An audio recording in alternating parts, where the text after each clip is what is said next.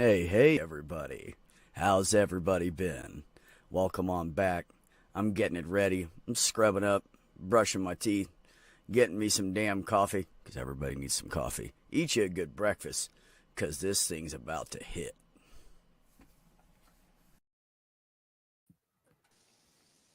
Hello!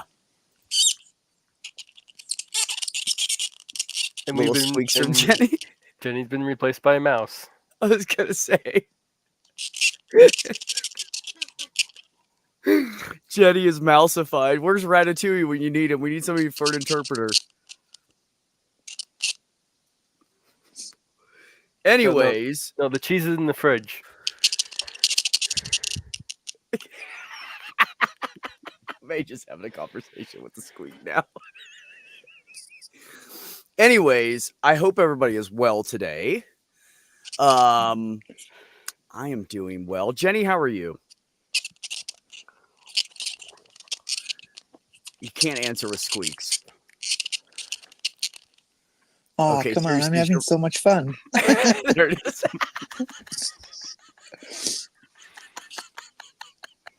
Fucking Jenny, how are you? I'm okay. How are you guys? I am good. How's Mage today? Good. Woke up early. I just took a 2-hour nap and then crawled out of bed and turned this thing on, and there was Mage. Yeah. This is the first time I've been up all day. Oh, thank goodness. We're okay. Nerdy's here. I have an interpreter. Yeah, I woke up at like 4 in the morning today and then took a nap about an hour or two ago. Give me just enough time to walk Molly before getting in here. It begins. I'm just going to leave this up here.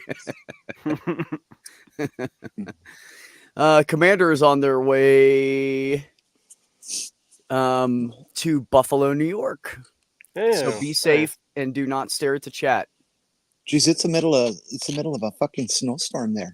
What are you doing? Oh, truck driver, you drive through everything until you can't. Oh, okay. That makes sense. Be careful, okay? I heard they're going to get a foot. Careful. Yeah.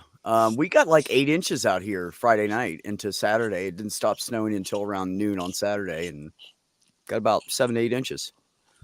So now it'll warm back up again.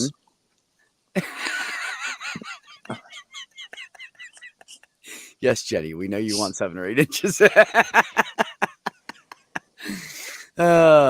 She said she had a lovely day. Thanks. Oh, thanks, Nerdy, for telling me. Oh, got it. I read that as could you put that back up? Oh yeah. I read that as she said she had a lovely day. Thighs. Sorry. Thighs. Was that opposed to night thighs? I guess. I didn't write it. Oh my god, I'm too half asleep for you, Jenny. I don't know what to do right now. I fucked up. Anywho, so we're doing open panel, talk about whatever. If you guys have something in the chat you want to discuss, bring it up. It can be anything. Oh, except for religion. We don't talk about that here.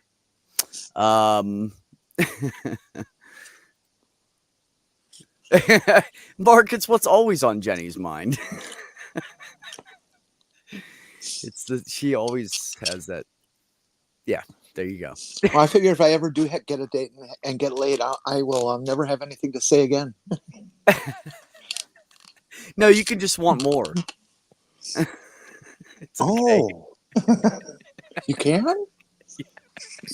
Yeah, that's the thing too. My hair's getting long. I need to cut it off. Look at my Superman thing is getting long. I think you should there you go. Long. Like the fucking stream. Thank you, Kyle. Don't know. 7 inches thighs could be. Oh,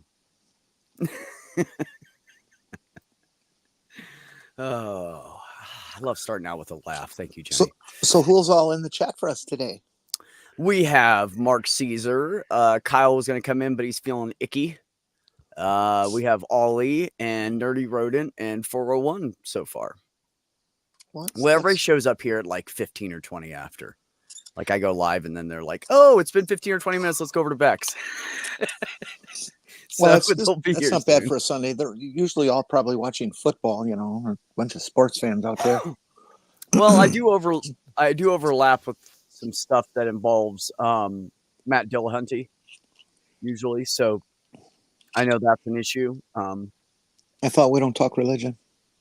Yeah, I don't really. I mean, I just don't want to talk about it because everybody in the community is talking about religion all the time. There's 5 million other topics we can talk about. So that's my Mark Caesar. What is that? It's a link. You put this in my chat to make people leave. Damn it.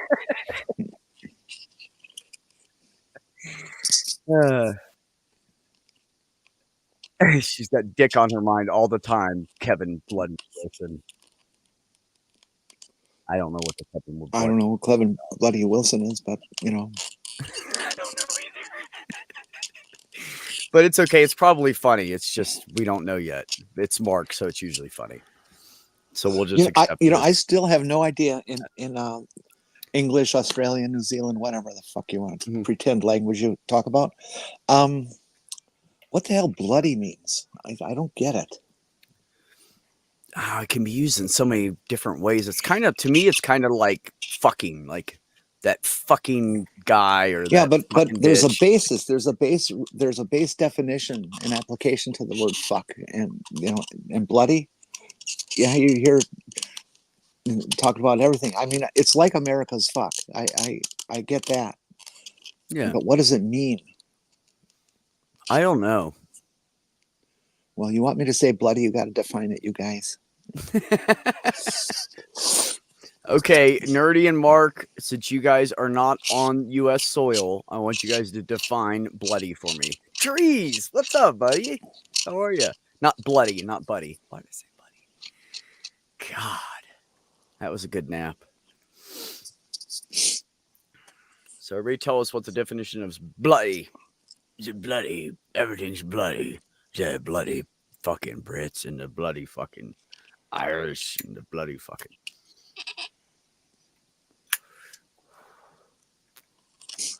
I have missed you, Trees. How the hell have you been?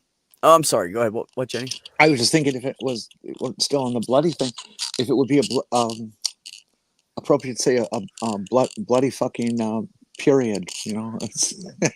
Aren't they all? It doesn't make sense. They're all shitty. So yeah, I'd say that would classify. How is the new job, Mr. Trees? I know that you have acquired new employment and your schedule had changed a lot because we were struggling to see you on Dave's channel. Yeah. They changed my schedule all up from what I just got a job that changed my schedule up. Because I'm so used to doing like an 8 a.m. or 9 a.m. thing. Oh, we have a Deb. Hello, Deb. Oh, what are you playing in the background, lady?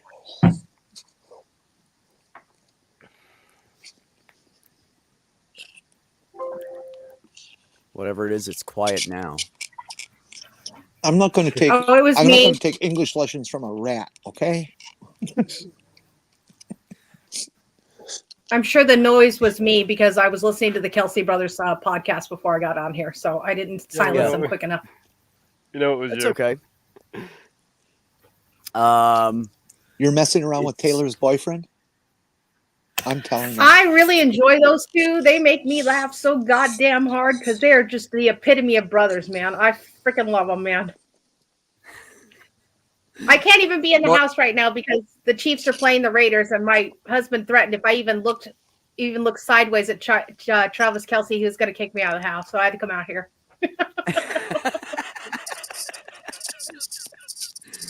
So Nerdy says it's used as an intensifier. Mark Caesar said it's a joining word for Aussies. How are you? Bloody good, thanks. What's he doing? I don't bloody well know.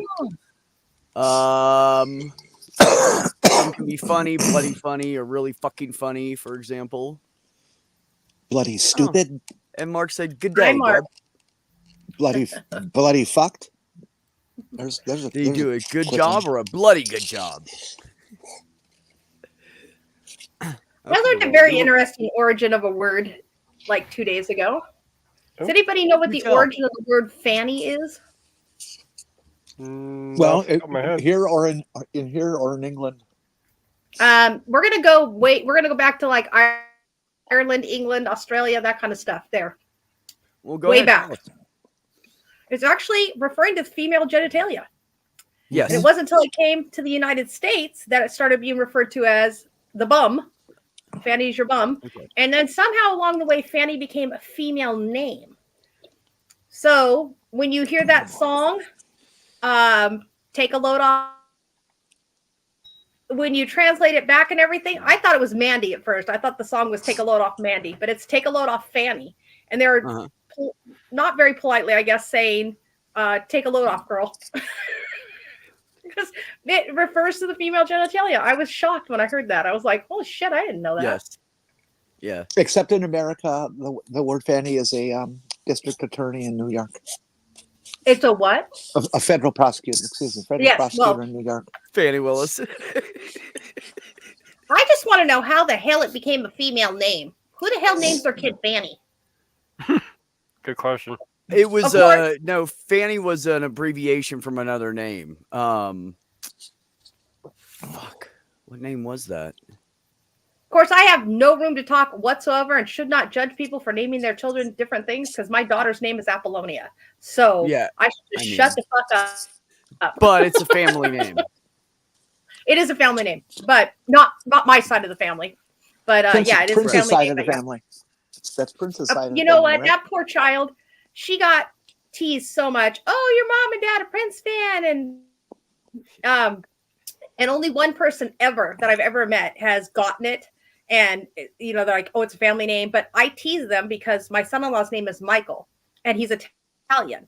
So the last name is D'Elia, but I always give them everything Godfather because Michael Corleone's first wife in The Godfather is Apollonia. And so everything they got from me the first like 5 years they were together was all Godfather themed. Everything. And they're like, stop now, Mom. You can freaking stop. Oh, this is interesting.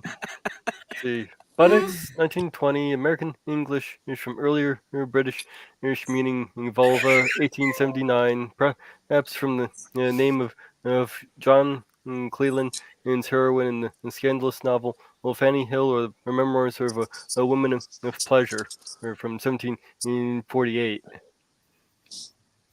So apparently may have started as a name for a woman. Oh. Got used for meaning vulva and then somehow got switched to your ass. Did you see what Nerdy Rhoda just said? Can you imagine if Fanny married Dick? There you go. That needs to happen. Mark Caesar said, I've heard that here in Australia in the armed services, they call women front bums. Could be a sort of mixture of the definition genitalia and backsides mixed up. That's one possibility. Okay. Front bums. That's what Mark said. You Boy. guys just like made your whole country a little stranger to us. Apparently, if you get bit by a few poisonous spiders, you get weird. Just a few. Oh, they got a few there, that's for sure. So you still got snow on the ground there, Beck? Yeah, surprisingly enough, it has not melted yet. It's still Wow. pretty chilly out. Yeah. We still have sunshine. Like enough, I was I walking see around that. you could see it coming all over my face because I can't get my lighting right in my Well, she it's shed just at on all, your so. shirt, but that's okay. Yeah, if I lean forward though, I catch it right in the face. Oh yeah, right in the face. Don't say Right in that. the face. You were just talking about Fanny and dicks, now you're talking about getting it all over in your face, huh? Yep. Just saying. Gotta watch it with Deb. How have you been, Yeah, I Deb? was gonna Tell us say, what's going on. don't start that route with me because I'll go down into the gutter and it'll be a dirty talk for an hour. We got about 2 inches, maybe 3. I don't know. I haven't gone outside yet, and I don't plan to. It looks cold out there.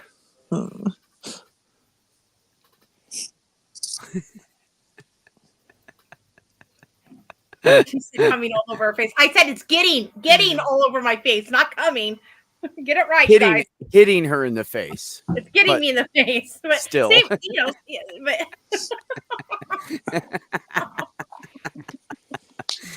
Oh, oh, jeepers creepers.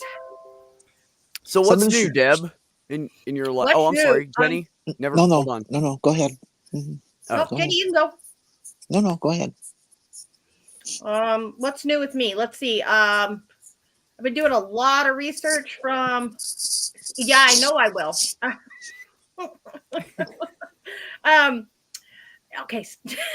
What's new with me? I have been doing a lot of research on. I read an article about how they have linked autism to a certain chromosome. So I've been doing a lot of research on that, and I've actually found that there is now evidence. I mean, it's been out there for a while. It's just getting more concrete about depression, bipolar disorder, ADHD, schizophrenia, and one other disorder being linked to a genetic mutation of a couple of genes that are either that occur on the third and either the third or the 10th chromosome. So I've been doing a lot of research on that. I think I'm going to put up something tomorrow. Other than that, I did decorated for Christmas yesterday. Thought I was going to be all get out there and do 2 days in a row, and nope, not happening. There were no lights going outside my house. They're all going to go in the windows on the inside. And that's really it. Just trying to figure everything out for Christmas, and we're doing what do you call it? Not a secret Santa, but a gift exchange this year. So we only have to buy for one person in the family. And my children. You know what you could do to make your neighbors absolutely bonkers? What? Is you're doing the Christmas lights on the inside of the house. Mm-hmm. Leave them up till February, March, something like that. Even though they're on the inside, and they'll just like, why doesn't she take them down?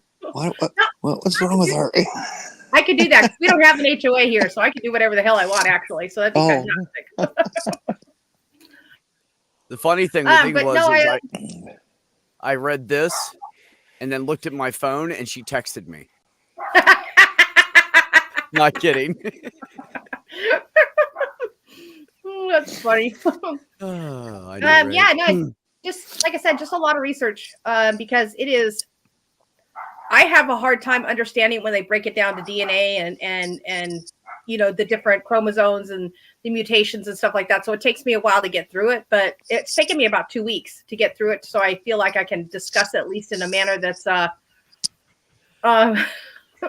that is semi-intelligent sounding, without sounding like a complete moron and not sounding like I am, just mispronouncing everything. But yeah, other than that, we're just hanging out at the old Nichols house. The father-in-law turned 74 a couple days ago, so we celebrated with a walk down to the river, and then he forgot where he danced with Red Fox, so he was telling us a story and tried to tell us it was with somebody else, and we were trying to pretend that he wasn't forgetting. So there's not.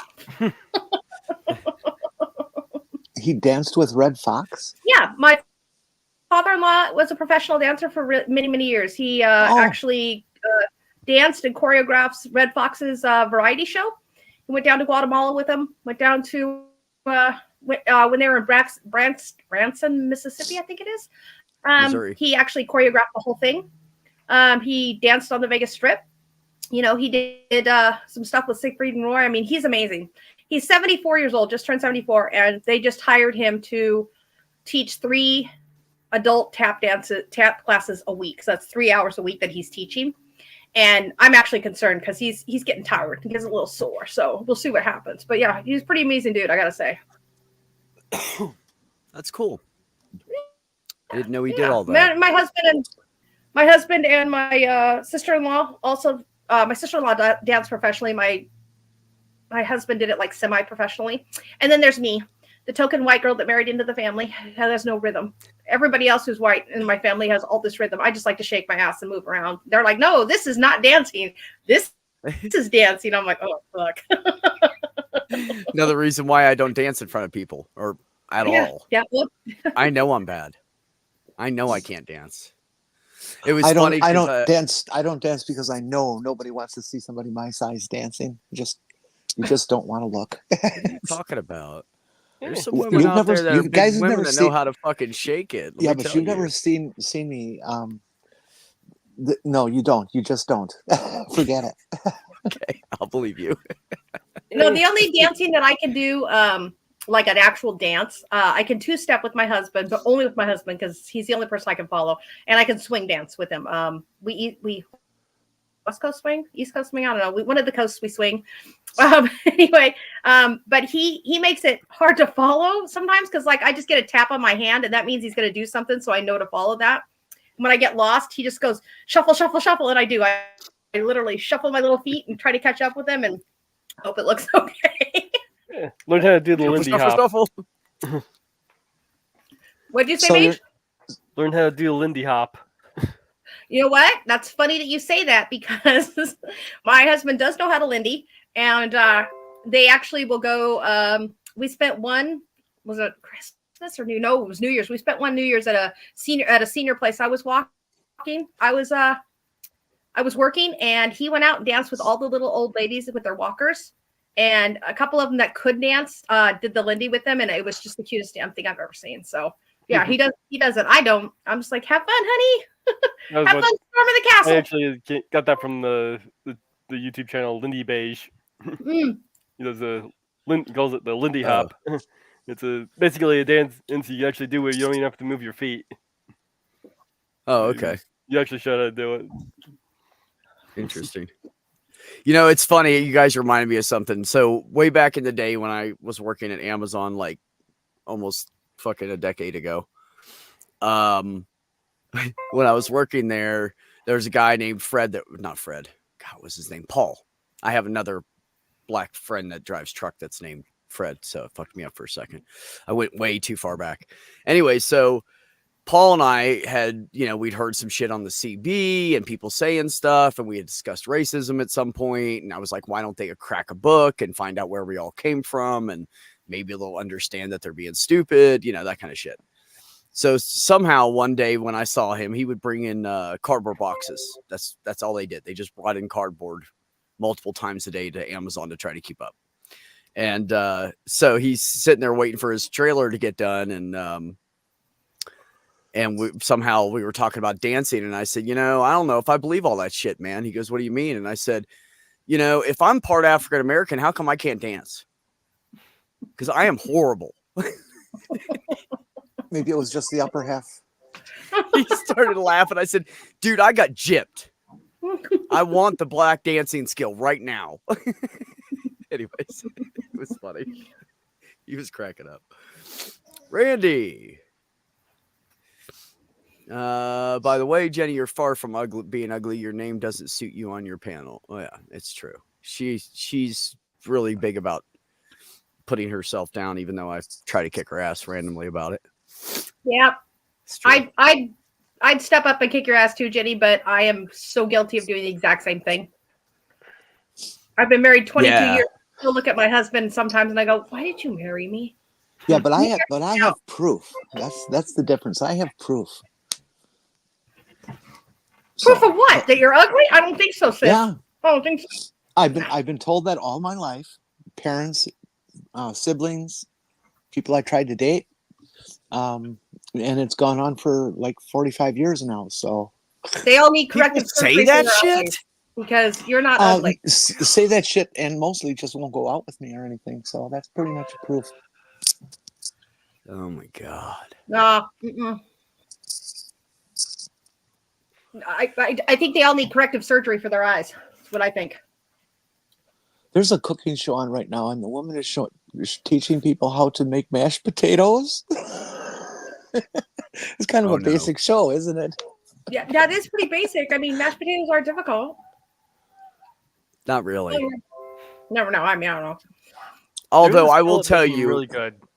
When I make homemade mashed potatoes, I put a big scoop of mayonnaise in it. It really brings out the potato flavor. It's really good. I've never tried mayonnaise. I put a vegetable stock in mine, not milk, because I'm not a fan of milk. But yeah. Okay, so do you Yeah, I peel your like a potatoes? little milk in it, but yeah, I take the big tablespoon like you eat Mhm. with, Mm-hmm. and just take a big blop of it and throw it in there. That's good for about 4 people worth. So do you peel your potatoes before you boil them up? Uh-uh. See, I don't either, but my husband hates it when I do that. He's like, "Can you peel the potatoes this year?" I'm like, "Fine." That's where all the nutrition is. Tell them to grow up. I know. I know. Well, he I does told him I work would do it hard, this year, but that's it. and he He brings does home a work lot hard of most money, of and the he takes care of anything they need. So if he wants his potatoes skinless, Deb's gonna make it skinless. Mm-hmm. Yeah, I know, but I Mm. did tell him. I said, "This is the last time I'm doing it because I have to hide. I have to hide protein powders and vitamins and stuff like that in my father-in-law's food because he's so skinny. He's probably 5'9", 5'10", maybe." And I don't even think he's that tall actually, but he only weighs like 120 pounds if he's lucky. So I hide a lot of high calorie shit in his food. Like, he gets biscuits and gravy as often as I can make them until he gets sick of them because they're so high calorie. Yeah. But the man does not gain weight. He does not. I'm just like, dude, if I have to do nutrition and we got to keep your dad healthy, you're gonna have to step up and eat some peels of some potatoes, buddy. I'm very similar. I have trouble gaining weight. In fact, well, actually, recently I've been starting to gain some weight, but I think it's more muscle weight. You see this, Mark? Good for you. I was estimating what I'm getting in my holiday meal here, and Mhm. I guess I kind of worked it out to around 3,000 calories a day. That's good. You're managing That's the holiday to meals. keep that all down. Hmm? You're blinky, Yeah. Miss Deb. Blinky, blinky, blinky. Try turning off your camera for a bit. Well, Oh, well, you're was back. that me? Yeah, you got all blinky and just froze for a second. What are you Oh. asking? Okay.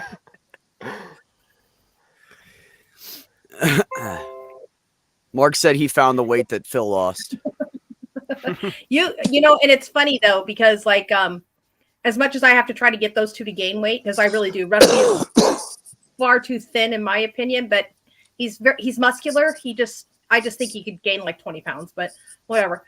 I'm like, y'all take my fucking weight, man. I need to lose like another 25 pounds. So take it and so I'm kind of back and forth. I have to make them high calorie foods, but I can't eat them. So kind of a bitch. Yeah. Well, plus, Rusty does work hard all day, so he consumes some calories. Yeah.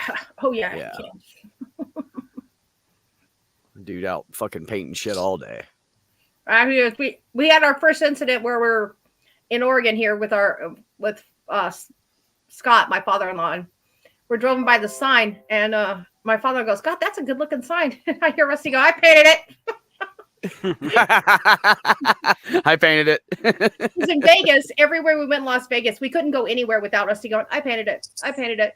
Because he painted a lot of the signs on the strip and stuff like that. So now it started happening here in Oregon. I'm like, oh, great. Motherfucker gonna get big headed again.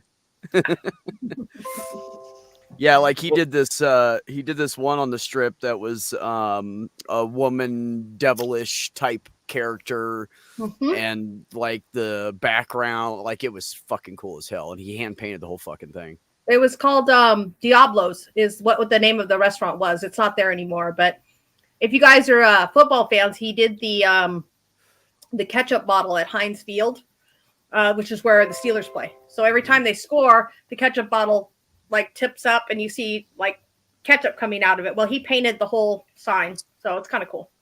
Oh, no shit. I didn't know that. Mm-hmm. He's kind of a talented dude. I just don't try to tell him that too much because big head. No, just kidding. I tell him that all the time. So. Wait a minute. The Air Force turned you down because you were underweight? Wow, really? Oh, armed services will definitely turn you down if you're underweight. Huh. I know they turn you down if you're overweight. Well, yeah. Once you're in, you can gain weight, and then they'll put you on what they call the Fat Boy program. Yeah. I always wondered why they allow firefighters to get overweight, and cops for that matter. I will tell you why. Because the higher up on the totem pole they go, the less fucking work that they do. I was a paramedic in Las Vegas for years and years and years. And when we started out in the streets together, everybody was in shape and we were smaller. Da da da da. The higher up you go on the ranking, the less you are out on the out of the streets. And you're behind a desk so much that they don't even make them go through the physical requirements that they make everybody else go through. I've seen beat cops that were overweight. That's crazy. I can't imagine being a cop being overweight. Mark said despite getting the highest marks in the IQ test that they had for over 5 years. Wow. They still turned him down. Wow. It's okay. I speak type 2 fast. So I can figure out words pretty good. You put despite, you corrected it. Yeah, he types like I text. Mm-hmm. Oh, yeah. It's fun to text with Deb. I got fat fingers, man. I don't know what to tell you. Sometimes I'm like, what the fuck does that mean? It's bad. Sorry, Jenny. I have fat. I literally have fat thumbs.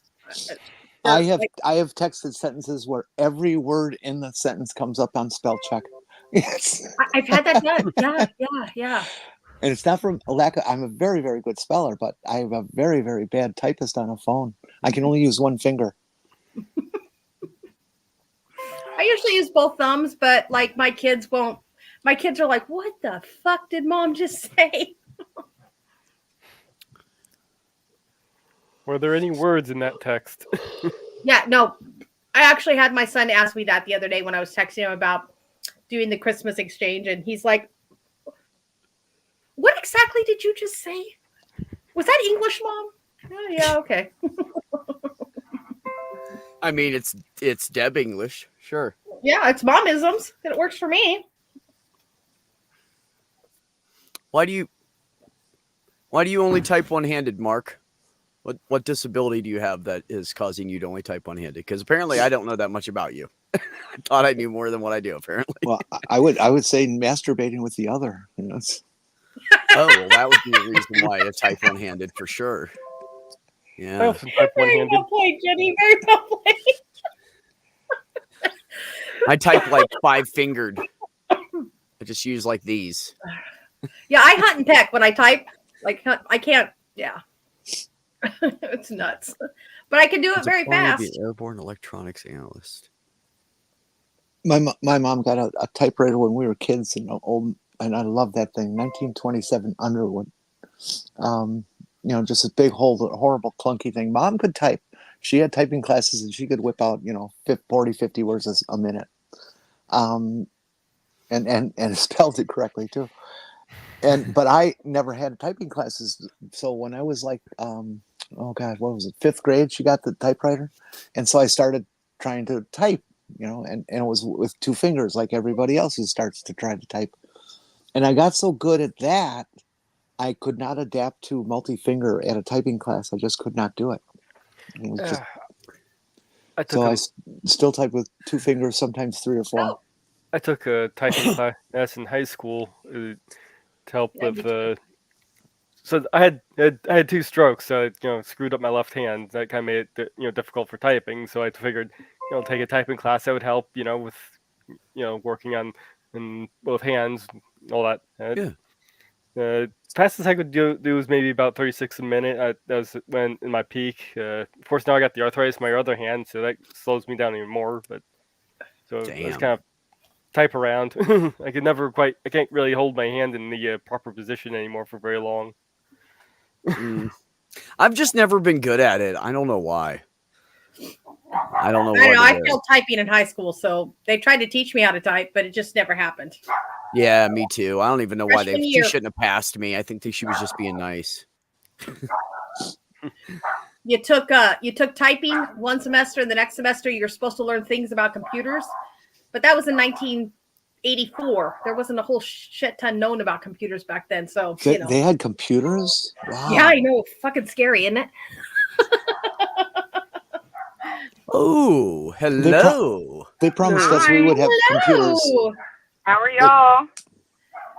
See, it worked. Whoever said if Deborah starts flirting, Tamala's going to show up. It worked. Ah.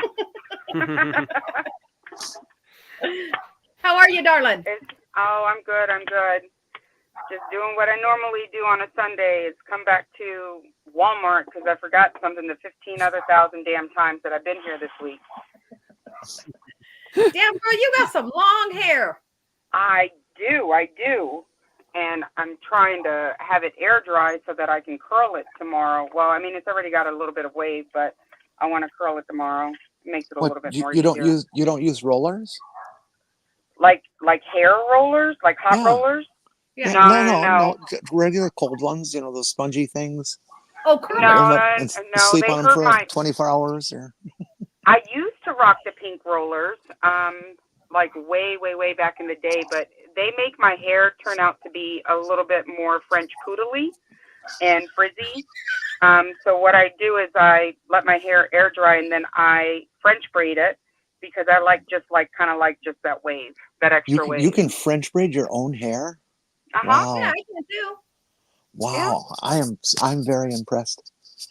Oh, well, thank you. I'm impressed because her hair is so damn long. I am impressed because when I used to have long hair, you get it down to your neck and then you got to like flip it to the side so you can continue braiding it, and it always gives you that funky look to your braid.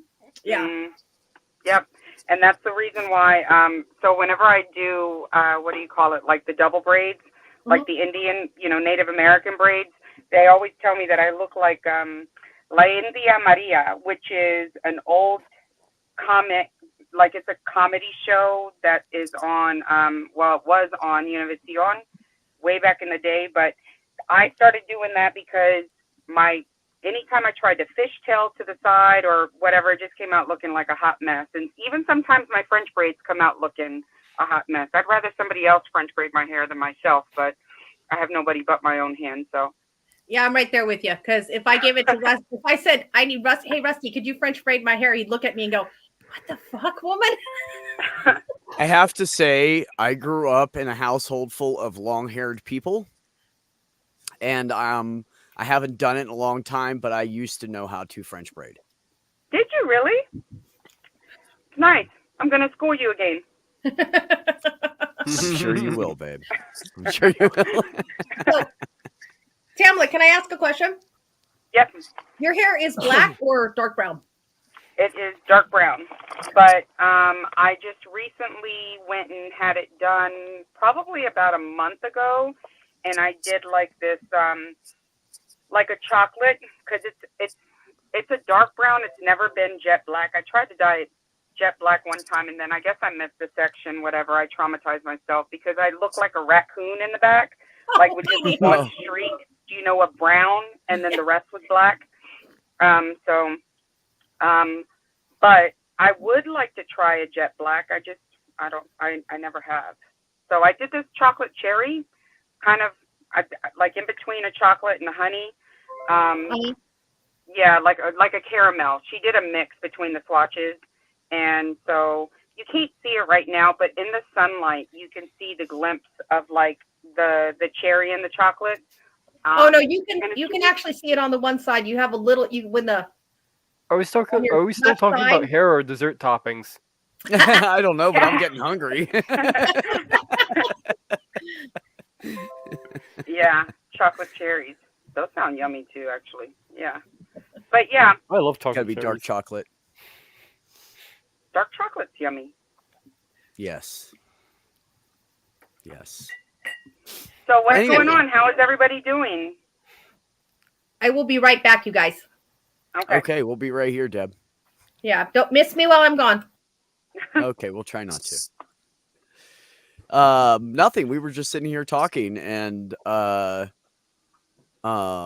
Deb made a comment, and then Mark said something. Wait a minute, let me find it. Where is it? Sir Mark. Where is it, Mark? Oh, I lost it. He said something about if you talk about that, then Tamla is going to come in. And then right when he said that, you texted me, and it was pretty funny. Yeah. Some mention of sex. That's what it was. Sex? Yeah, like I don't as remember. in the sex of a person or bumping ugly sex? Bumping ugly. Oh, okay. All right. What was the topic of bumping uglies about? There is no topic. Sex just randomly comes up on the stream. Got you. No, Deb said something about the light coming in and hitting her in the face. And then that's all it took. Yeah, after talking about fannies and dicks. No. Did Yeah, you say fannies, because fannies in the UK is a woman's front. Oh, I thought And a fanny fanny was in a the tush. US is butt. Yeah. Oh, okay. Yeah. Okay, so fannies in the UK is the vajayjay. Yep. Got you. Got it. Yes. And in America, it was switched to the rear because everybody has one, and it just shows how much American men really would prefer to have a vagina. Apparently, everywhere outside the U.S., it's the front. If cis men had a vagina, they'd be fucking themselves all day. They'd never leave the house. They would never. I'm sure that's the point. Yeah. Yeah. So if guys disappear, then they grew a vagina. Check. Okay. And now we know what happened. You know, It wasn't a kidnapping. doing what I do over on TikTok with all these various panels dealing with trans issues, it's inevitable that people are talking about anatomy and things like this. And you get these guys who come on it. And, you know, first of all, some cishet guy telling trans women how they should feel and how they should live their life is like the ultimate mansplaining. But then you ask them questions like, to find out how much they actually know, how educated is this person? One of my favorites is, what country is Africa in? And they'll usually answer something really stupid, of course, because they don't know that Africa is a continent. Yeah, I'm dead serious. The ignorance is astonishing out there. But anyways, one of the most common things about anatomy that men have no clue about is A, location of the clitoris, and 2, how many holes women have and where does the pee come out? Yes. It's just like, what? And you know what? I Beck, we were actually having this Asia, isn't it? We were having this conversation. Or was it with Jason? Oh, now you can't remember what you talked about Jason with and me with. Okay, thanks. I can't remember. No, you know what? It was with Jason. I'm so sorry. I was going to say, we did not have that conversation. We didn't. It was with Jason because Jason was, Jason, first of all, is my best friend. And he is going through a breakup right now. And, I'm his therapist, his second therapist. And he's mine, too. But anyhow, he and I were having that conversation about, because, when you go through a breakup and then you start thinking about, that other person moving on and being with somebody else and, all the stuff that person told you you're the best, et cetera, et cetera, et cetera, when y'all were together. And I'm like, random thought, but, do you know where her clit is? And he's like, what? And I said, most men don't know where it is. And it's very, very hard. At least it has been for me, to be able to have an orgasm, like that. And he's like, well, yeah, she came all the time. And I said, was she on top? And he goes, yeah. And I said, well, you didn't make her come. She made herself come. He was like, what? And I said, yeah, you didn't make her come. You were just the equipment she needed. She made herself come. Can you fucking explain that to me, Tamala? And I'm like, yeah, sure. I'm so happy. Let's say that men don't, and you know what? I said, don't take it personally, Jason, because it's not like y'all were designed. Unless you're a freaking gynecologist, you're not designed to know exactly where the clit is. I said, but hook your finger. Like if you were going to finger a rod, hook your finger, and that is where her clit is. As soon as you hook it up in there, do you think that your penis hooks that way? No, it don't. So you cannot blame yourself for not being able to make a woman come.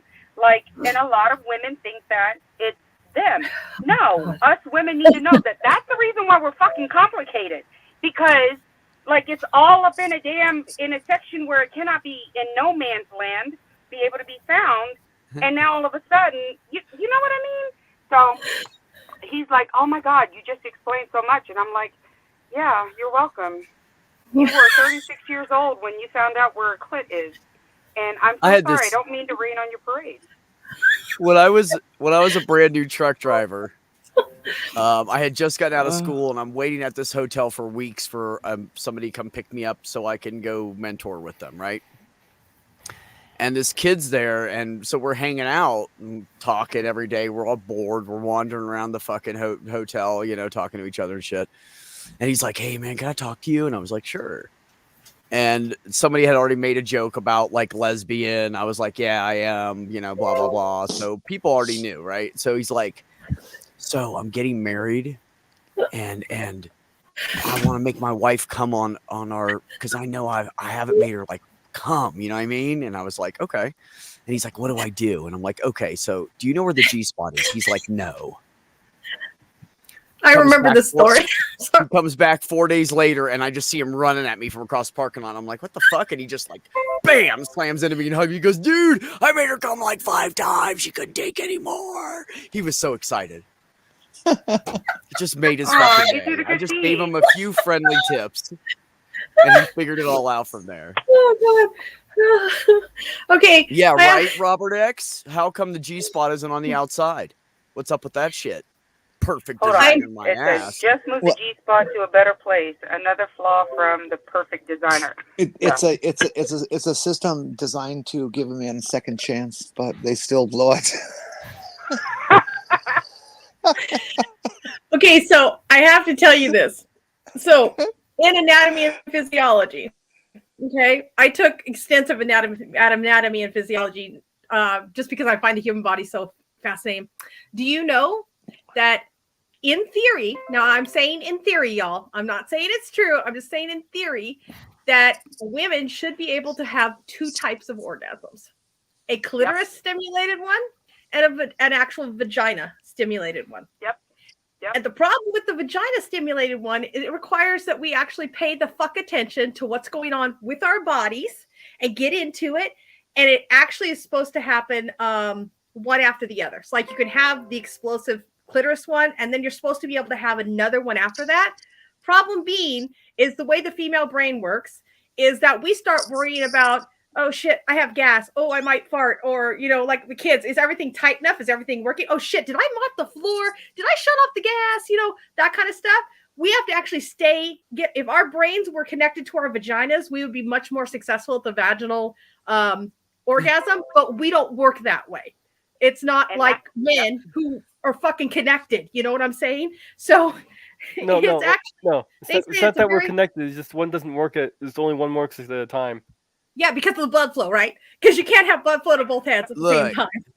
God and Adam are in the Garden of Eden, and God's showing Adam around, and they're naming animals, you know, cow, pig, and all that shit. And God says, I have good news and I have bad news. And Adam says, well, give me the good news first. I'm having a great day. And he said, well, I gave you 2 heads, one for intelligent thought and one for all the pleasure your body can handle. And Adam's like, that's a win-win. How is that? How is there anything bad out of that? He said, well, but I only gave you enough blood to work one at a time. There you go. Okay. But those are facts, though.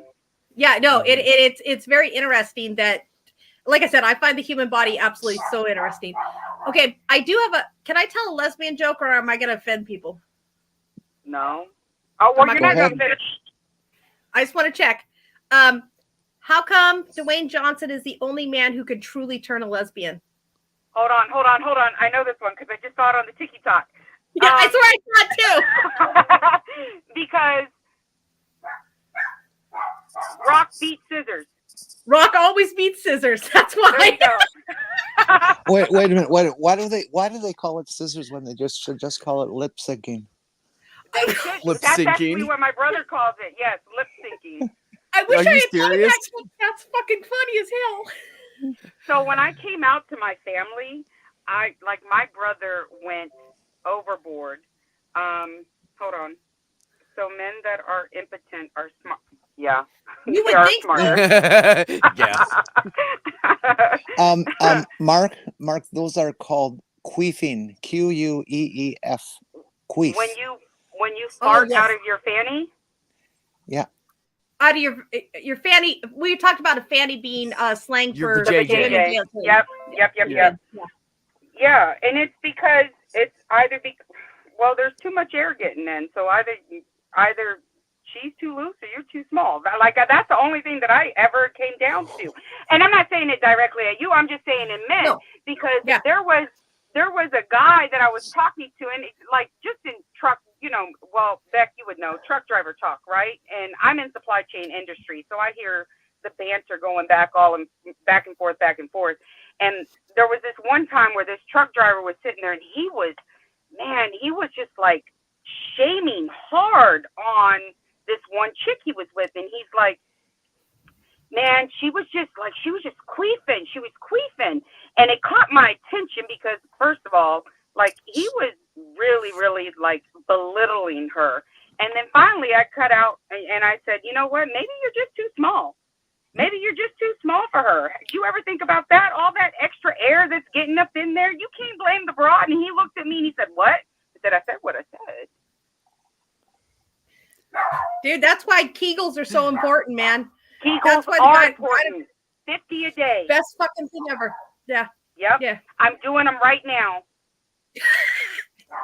See, there you go. See, my OB/GYN told me that when I had my first kid. He's like, okay, so this is what you're going to do from here on for the rest of your freaking life. When you're going pee, stop it midstream, hold it, go more, stop it, and do that, for the rest of your life, right? I'm like, what the fuck ever, right? No, okay, because I had a 10-pound kid, a 10-pound, 2-foot kid, and I had him vaginally, and yeah, I can still have sex and feel it. So that's why Kegels are so important. Kegels are important. Important shit, man.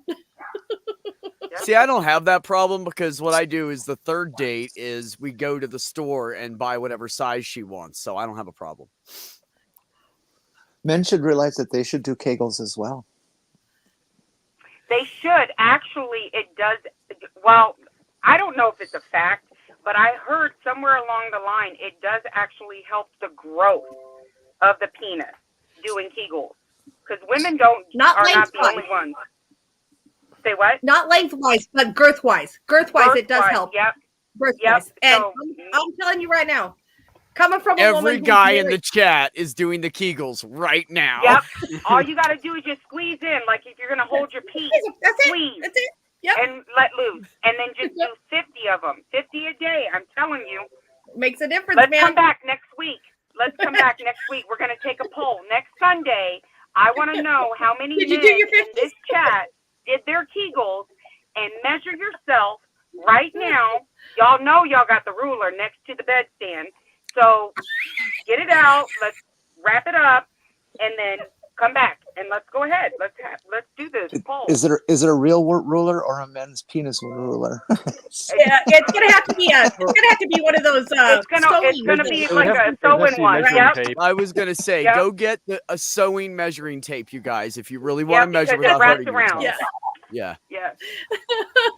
Good point. No, I mean, Robert, you just do it 8 times.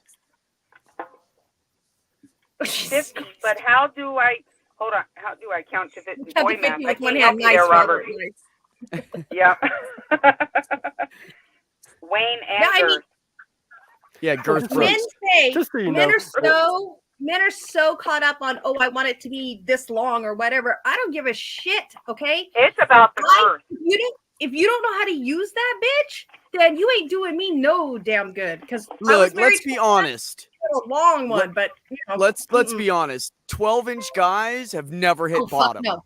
They've never bottomed out. They have no idea what that feels like. So if you have a 6, 7-inch dick, be happy. You are good. No, just be happy. You're good to go. You don't need anything else. You're good to go. So like you can use it. Whether you've got, what do they say? No, hold on. Is it 5 inches or is it 4 inches that are technically considered average? 4.5 inches. 4.5. 5 inches actually is average. Oh, we're up to 5 now. length, Okay. Nathan, 4.5 to 5 inches. about 4.5 in girth. Not counting, anything above average. Not counting shrinkage. I'm sorry, Jenny. Not counting shrinkage. What do you mean? Did I go out When again? it's cold. Was that me? Nope. Oh, when it's cold, yeah. So like I an think- average. I'm sorry, I don't know why that didn't go off. Anything above average Tamla, is the Seinfeld show years ago had an episode, and it was all about men and penile shrinkage if they're in the shower or a pool or something, and they catch a cool breeze or something. And it was just a very, very funny episode, all about Scared turtle. fragility. About men's fragility. It was really great. Scared turtle. Okay. Shy turtle. Yeah. that would be a man saying 6 inches is average because it's not true. So, No, It's because actually not this is true. not 4 inches, folks. Only about 5. It's That's- average. No. This is not 4 inches. That's why they say that women are so bad at measuring things, but because they've been told this is 6 inches their entire life. Yeah, that's right. no. So I can sit here and say that personally, it doesn't really matter. A lot of men don't. I don't feel like. I'm sorry. That's probably just a very biased. What do you call it? Comment that I was about to make. But women, we already know this statistically, right? Women are more emotional. Men are more logical. Okay. Foreplay is an important factor in any type of situation. I love That, foreplay. like, yes. So foreplay is extremely important. And as long as you have foreplay and you know what the hell you're doing, it really doesn't matter the size unless you're like with a prostitute or somebody who likes some mandingo size and that's the only way she can get off. Like, it doesn't really have to be that big. Not for real. That's a personal opinion. So what's your guys' take on, since we're going down this road, I'm going to ask, what's your take on, now we're not talking about have to be physically touching, okay, foreplay. What's about your take about foreplay outside the bedroom? You know, like the walk up on them and you grab their butt, or walk up on your woman and smell her hair and go, God, you smell so good. Kiss You her know, neck. That's Yeah. sexy shit. that kind of Yeah. shit. That's sexy shit, right? Yes. I believe That is 100%. Yeah, that foreplay should happen outside the bedroom as well as inside the bedroom, because damn. Because there's nothing better than having that happen. Like have your man or your woman come up on you and kiss your neck and go, damn, you look fine today. Or baby girl, this, or let me just give you a little hug, little rub, whatever. And then, my favorite personally is when they trail their hand down and they're walking towards the bedroom, but they grab your finger and you're like, oh yeah, this is on. Let's go do this. Because it's taking. Hold up. They just right? like what with your finger? My husband does this with me. He will run his finger down the back of my hair, then he'll go down my back and down my arm, and he'll hook my finger, and he'll start walking towards the That bedroom. is cute. Yeah, Yes. that's how I know. I'm like, oh, That's okay, pretty we hot. going. We going. It's now. It's right now. Oh yeah. So there's a couple of questions. Hold on. So I would like to know, first of all, yes, Mark, it is all about, like, I can't even look at the comments right now because I'll go off the screen. But Mark said something about he heard that it has to do with how you know how to, like, action it, right? It's not the size of the ship, it's the motion of the ocean. It ain't There the you meat. go. It ain't Yes, the meat. Mark, It's the motion. 100%. Say what? It ain't Jimmy? the meat, it's the It motion. ain't. There was a song like this in the 70s. It ain't the meat. It's the motion by Maria Muldaur. Okay, I'll have to actually listen to that because I don't know if I've heard it. Maybe I have. But yes, absolutely right. Then I want to know. Yeah. Somebody said, what you're about the 5 play? I don't know, something garden. Somebody in the chat. It's look at the trees. It's just a play on foreplay. He's saying that Okay. he's advanced Five and play. he's into 5 play now. What is Yeah. 5 play? I would like He to know just what made a that 5 shit play up. is. No. It I think doesn't he just exist. made it up, Tamala. He was Yeah, just it's like, just- hey, I'm so advanced. I'm Okay. It's one more. So, It's one more than all right. foreplay. Or Yeah, it's one more than well, foreplay. yeah, I just didn't know if it was a thing. Like I'm still, at 42, I still learn new things every day. Oh, So, please sis, I'm 53 and I'm still learning new shit. So, you know. Robert said the last time I tried foreplay, the girl got angry when I brought my chess game into the bedroom. Bro, no, you did not. Yeah, well, Mark, that's because of what Tamala was saying. Yeah. Like, Oh, you yeah, think about it, everything, unless she's gonna like get like you're gonna like really like get at an angle and slide up and down against her fucking clit, which is uncomfortable for the man and the woman. You're missing shit that needs to be hit because there's a fucking hole and your dick goes in it. See, And that's theoretically, not the right spots. Theoretically, a man shouldn't have to find some position where he's rubbing up against her clit. The idea of the hood is to drag itself back and forth over the clit with the motion of the man vaginally. Mm-hmm. But it rarely works that way. And that's exactly. the issue. Yep. And you know well, what? you got to have a certain amount of friction. Besides the fact, I'm going to be really... You got to have a certain amount of friction for that to work properly. And if you get her too excited, then there ain't no friction left. There's too much lube, folks. No, Mark, I agree with you on this one, the from behind with the reach around, but I'm unfortunate in the fact that I have Oompa Loompa arms. I am so short that like literally like I can't, you know, like if I was to be with a woman, I wouldn't be able to help or do anything. I can barely reach my own clit as it is, okay? Are you saying your nickname is T-Rex? Dude, it should be, man, because my fucking legs are so, my arms are so fucking short. I'm not exaggerating, you guys. I can barely reach to do things with a tampon when I wasn't menopausal. Okay, that's how short my arms are. I'm not bullshitting this short. But so Mark, I agree. I think the best thing to do with that one, Mark, is toy. I got a Bob. So I was and just Bob gonna has say rechargeable batteries, baby. I don't even play. I was gonna say that. And it's okay. Hold if you on. bring toys into the bedroom. Oh fuck yeah. Let me tell you right nothing now. Wrong with that. No, them. For men, remember this. Don't automatically jump to the toy. No. Let them try first. Just saying. Because I don't need any woman to have a toy. I can take care of that shit myself. Trust me. But it's nice to have it. It's nice to have it available. Maybe that's what I want. Maybe I would just want to wham bam, let's get it over. Oh no. You know? As a side dish, sure. As a side dish, I fucking love that as a side dish. It should not be the main course. I'm just saying. No, I mean, but there's nothing wrong with it. There's nothing wrong with it at all. I mean, there should definitely Oh, you have elastic arms? Mark, my husband, we call him monkey arms because his fingertips literally are below, they come down below his knees. I have such short arms. It's ridiculous. So even the reach around, like, so it depends, like, with the reach around. And I'm with you. Like, I'm short and I'm compact. So, like, I'm 5'2".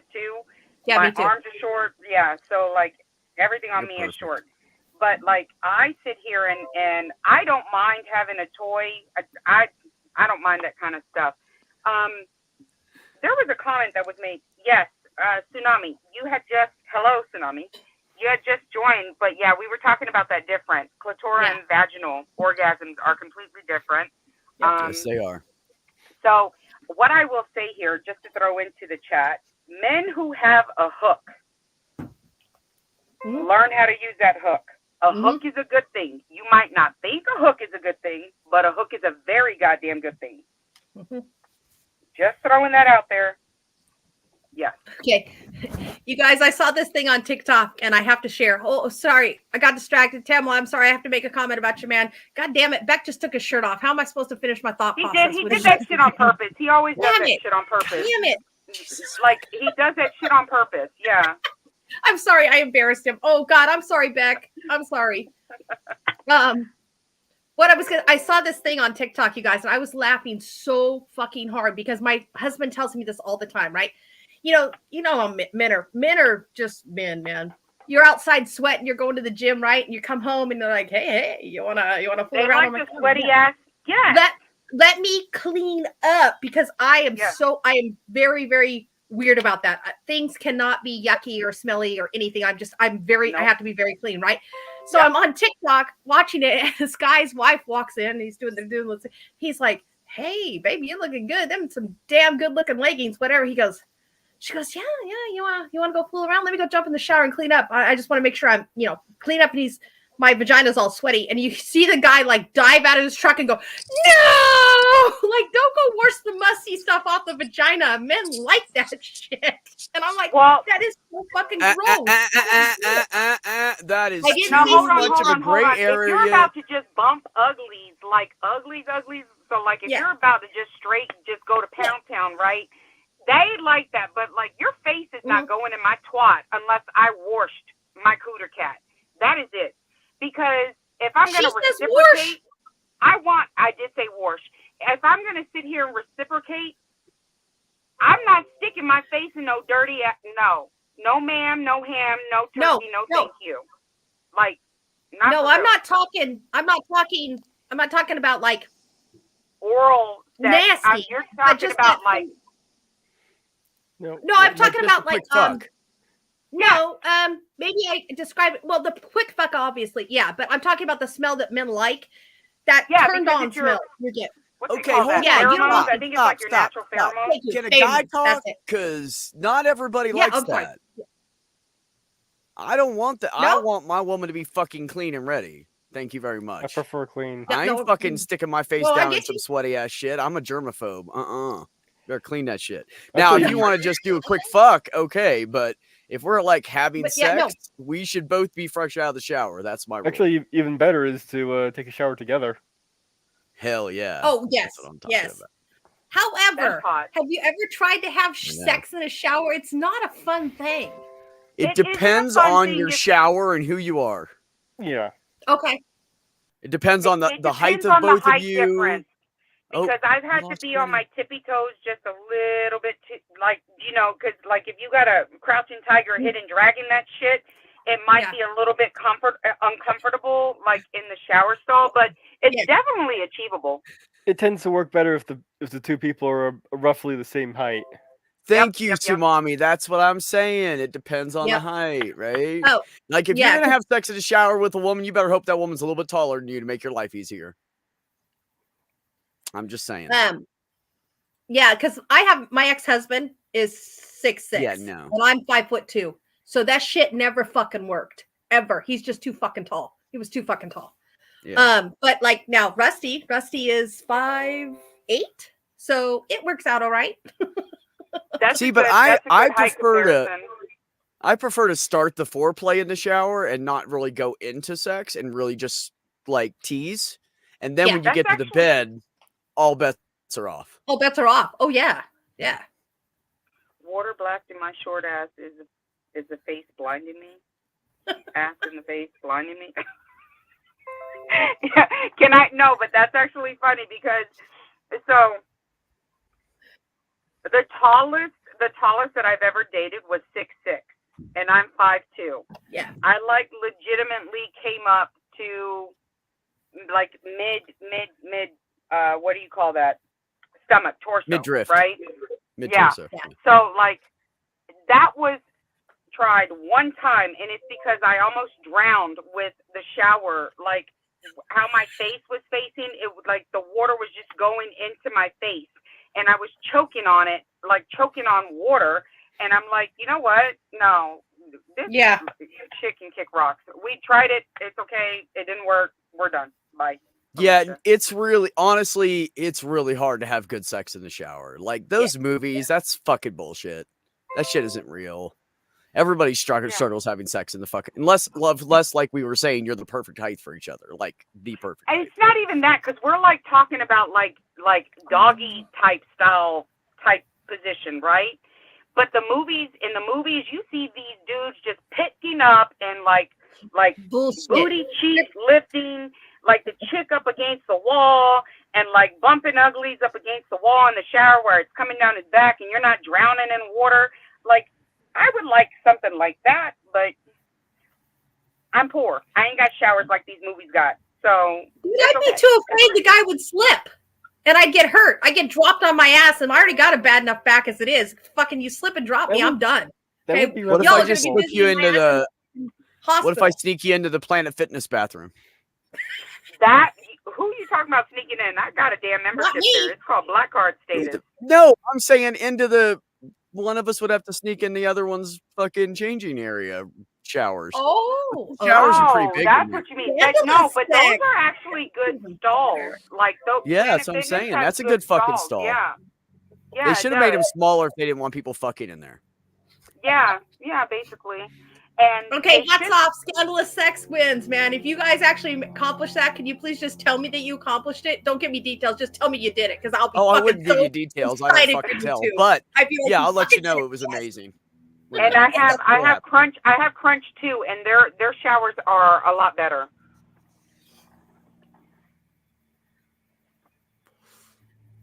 Well, Where's Jenny I don't know. We'll have to figure out who to sneak who in, because it's gonna be hard to sneak look you at in the with all that private fucking comment. hair. Tamala. Yes, a good grippy shower mat is important, Thank you. Ollie. I agree. You don't want to slide and slip and get hurt while trying to fuck in the shower. So yes. No, because that would if be you so make me, if you embarrassing. make me slip and fall, I'm a throat punch the shit out your ass. I will throat punch the shit out of you, because I cannot file a workman's comp claim if I fall and I get and I get a concussion and you knock me the fuck out. No. Hey, nerdy. Fuck I ran a no, call. bro. I'm gonna need video evidence. I ran a call, you guys, on a guy who did exactly that, and that's where I got my fear of it. Is I ran a call on a guy who was doing his girlfriend in the shower. It slipped, and you know the handrail thing. She grabbed it going down. He went down also, and it cut the shit out of his ass. It was so filleted open that they literally have. Yeah, don't do that shit. That's why I said don't fucking do it in the shower, man. Don't do it standing up. It was bad. Oh, by the I've never way, seen something that Tamala, Yeah. in case you don't know, or the subject hasn't come up, Deb is a 25-year retired paramedic, so she's seen a lot Paramedic. of shit. Oh, okay. Yeah, I'm but sorry, the honey. way- I just assumed. Yeah, No, it's okay. I just bothered me assumed any. you knew that. No. He probably did tell me at one point in time, and I probably didn't remember it clearly. But So oh my nerdy, God, you said filleted, and all I can think about is an ass. Like, yeah, no, it really Filleted. was. He went from having two cheeks to having like 4 cheeks, because the one was Damn. so sliced open. And nerdy, if I can find my album, I will freaking show them. I will send them to you, but I'd have to find my album. So I don't know. that I No, still he have was it. talking about us having Nerdy's sex in talking the about shower. us, Oh. video evidence in the showers Yeah, at the boy. Crunch or the Planet Fitness. Yep. Ah. If there ain't no pictures, there ain't no. It didn't happen. Which I can say that I'm one to say something like that. So I don't know. I've had several family members who were nurses, and so I had, like, my uncle. Well, he was a nurse. He was walking by the surgery area, and this doctor comes running out. Was, get in here, pulls him in, gets him, puts all the little crap on him so you can get into the surgery area, real quick. Gets him in, hold this, and he just hands him this person's heart. And he's just standing there holding this guy's heart while they're doing surgery on the guy. I literally need somebody to hold his heart right now. Yeah, he just needed somebody to hold this guy's heart while they're doing surgery. Oh, wow. The doctor just came running out and just grabbed whoever was first he could grab. And just like, get in here. You know what's What really would you cool do if where I somebody? work? Go ahead, T. Go ahead. No, but like, what would y'all do if somebody sat there and said, "Hold"? So hold on one second. I'd hold the fucking heart. I'd Well, shove no. it. Yeah, I would, but I like, can hold it. you know, Beck, do you remember? You remember when we were at Eckerd and we moved across in the new store in Ward's Corner, right? I remember. Oh, I remember setting that store up. Yeah. Do you remember?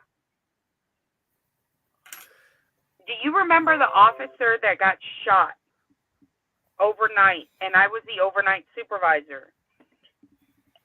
I don't know if you remember that, but that man got shot in his head, and he was sitting there dying in my arms. I'd like Christine. That did had not to go happen out while and, I like, was there. That must have happened after I left.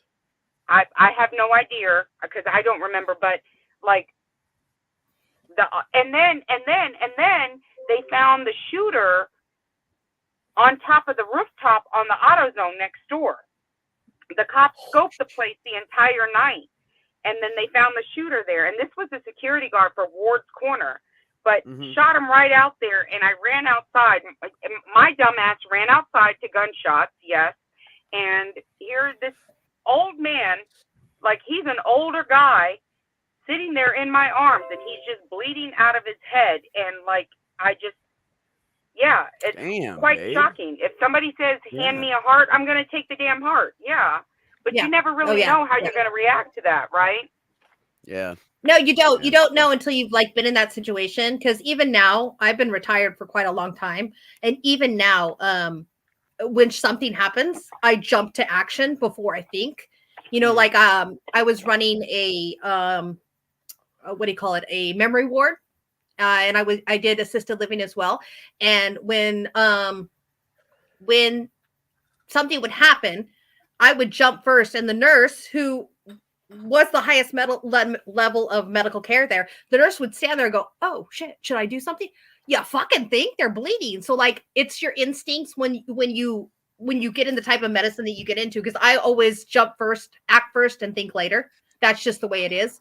You know, I've did some stupid things in my life where I grabbed a hold of a person who was bleeding and put my bare hand on it.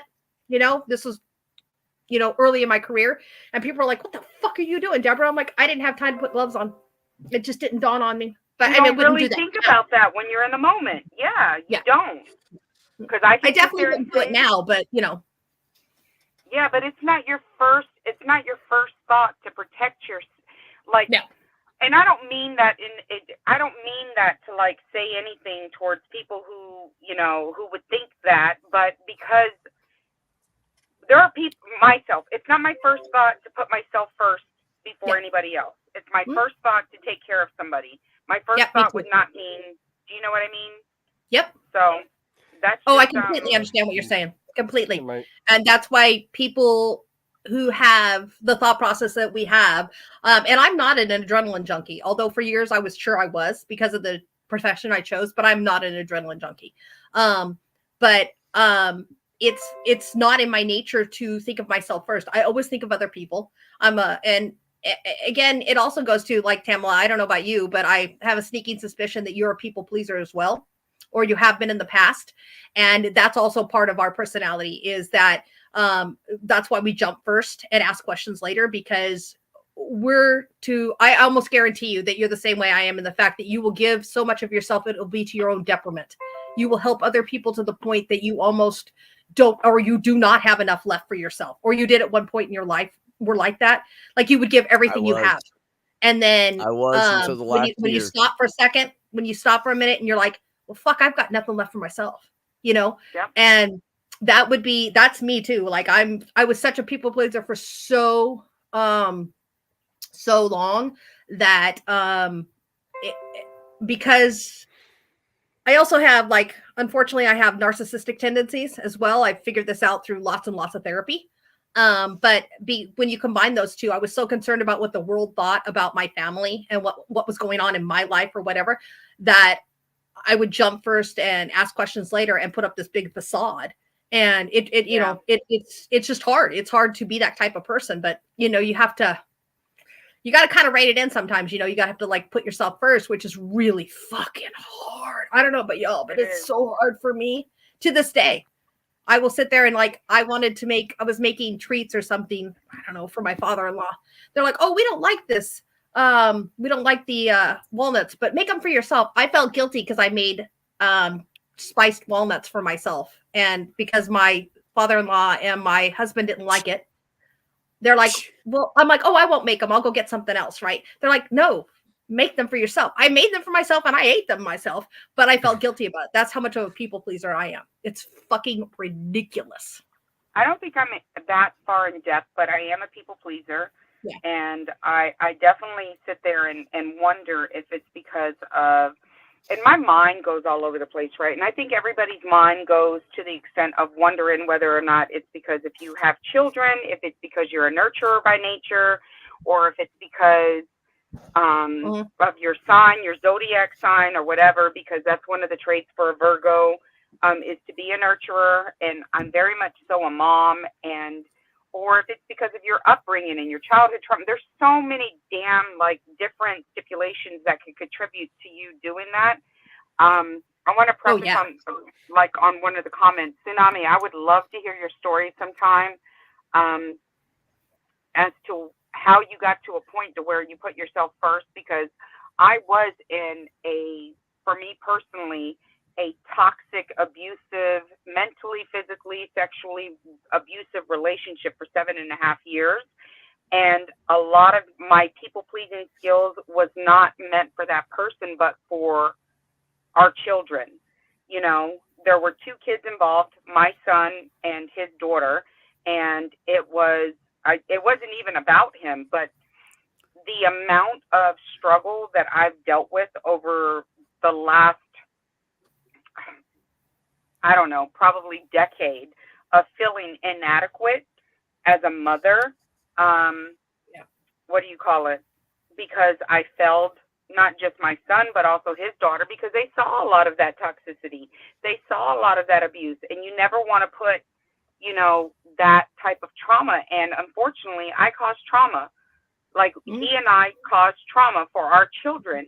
And it wasn't until earlier this year, after years of, and when I talk about like psycho, neurotic, stalker tendencies, even a year after I finally said, I'm done, I've had enough, I was getting pictures, text to me, of me out with friends, and he was sending those. Like, he was following me everywhere I was going.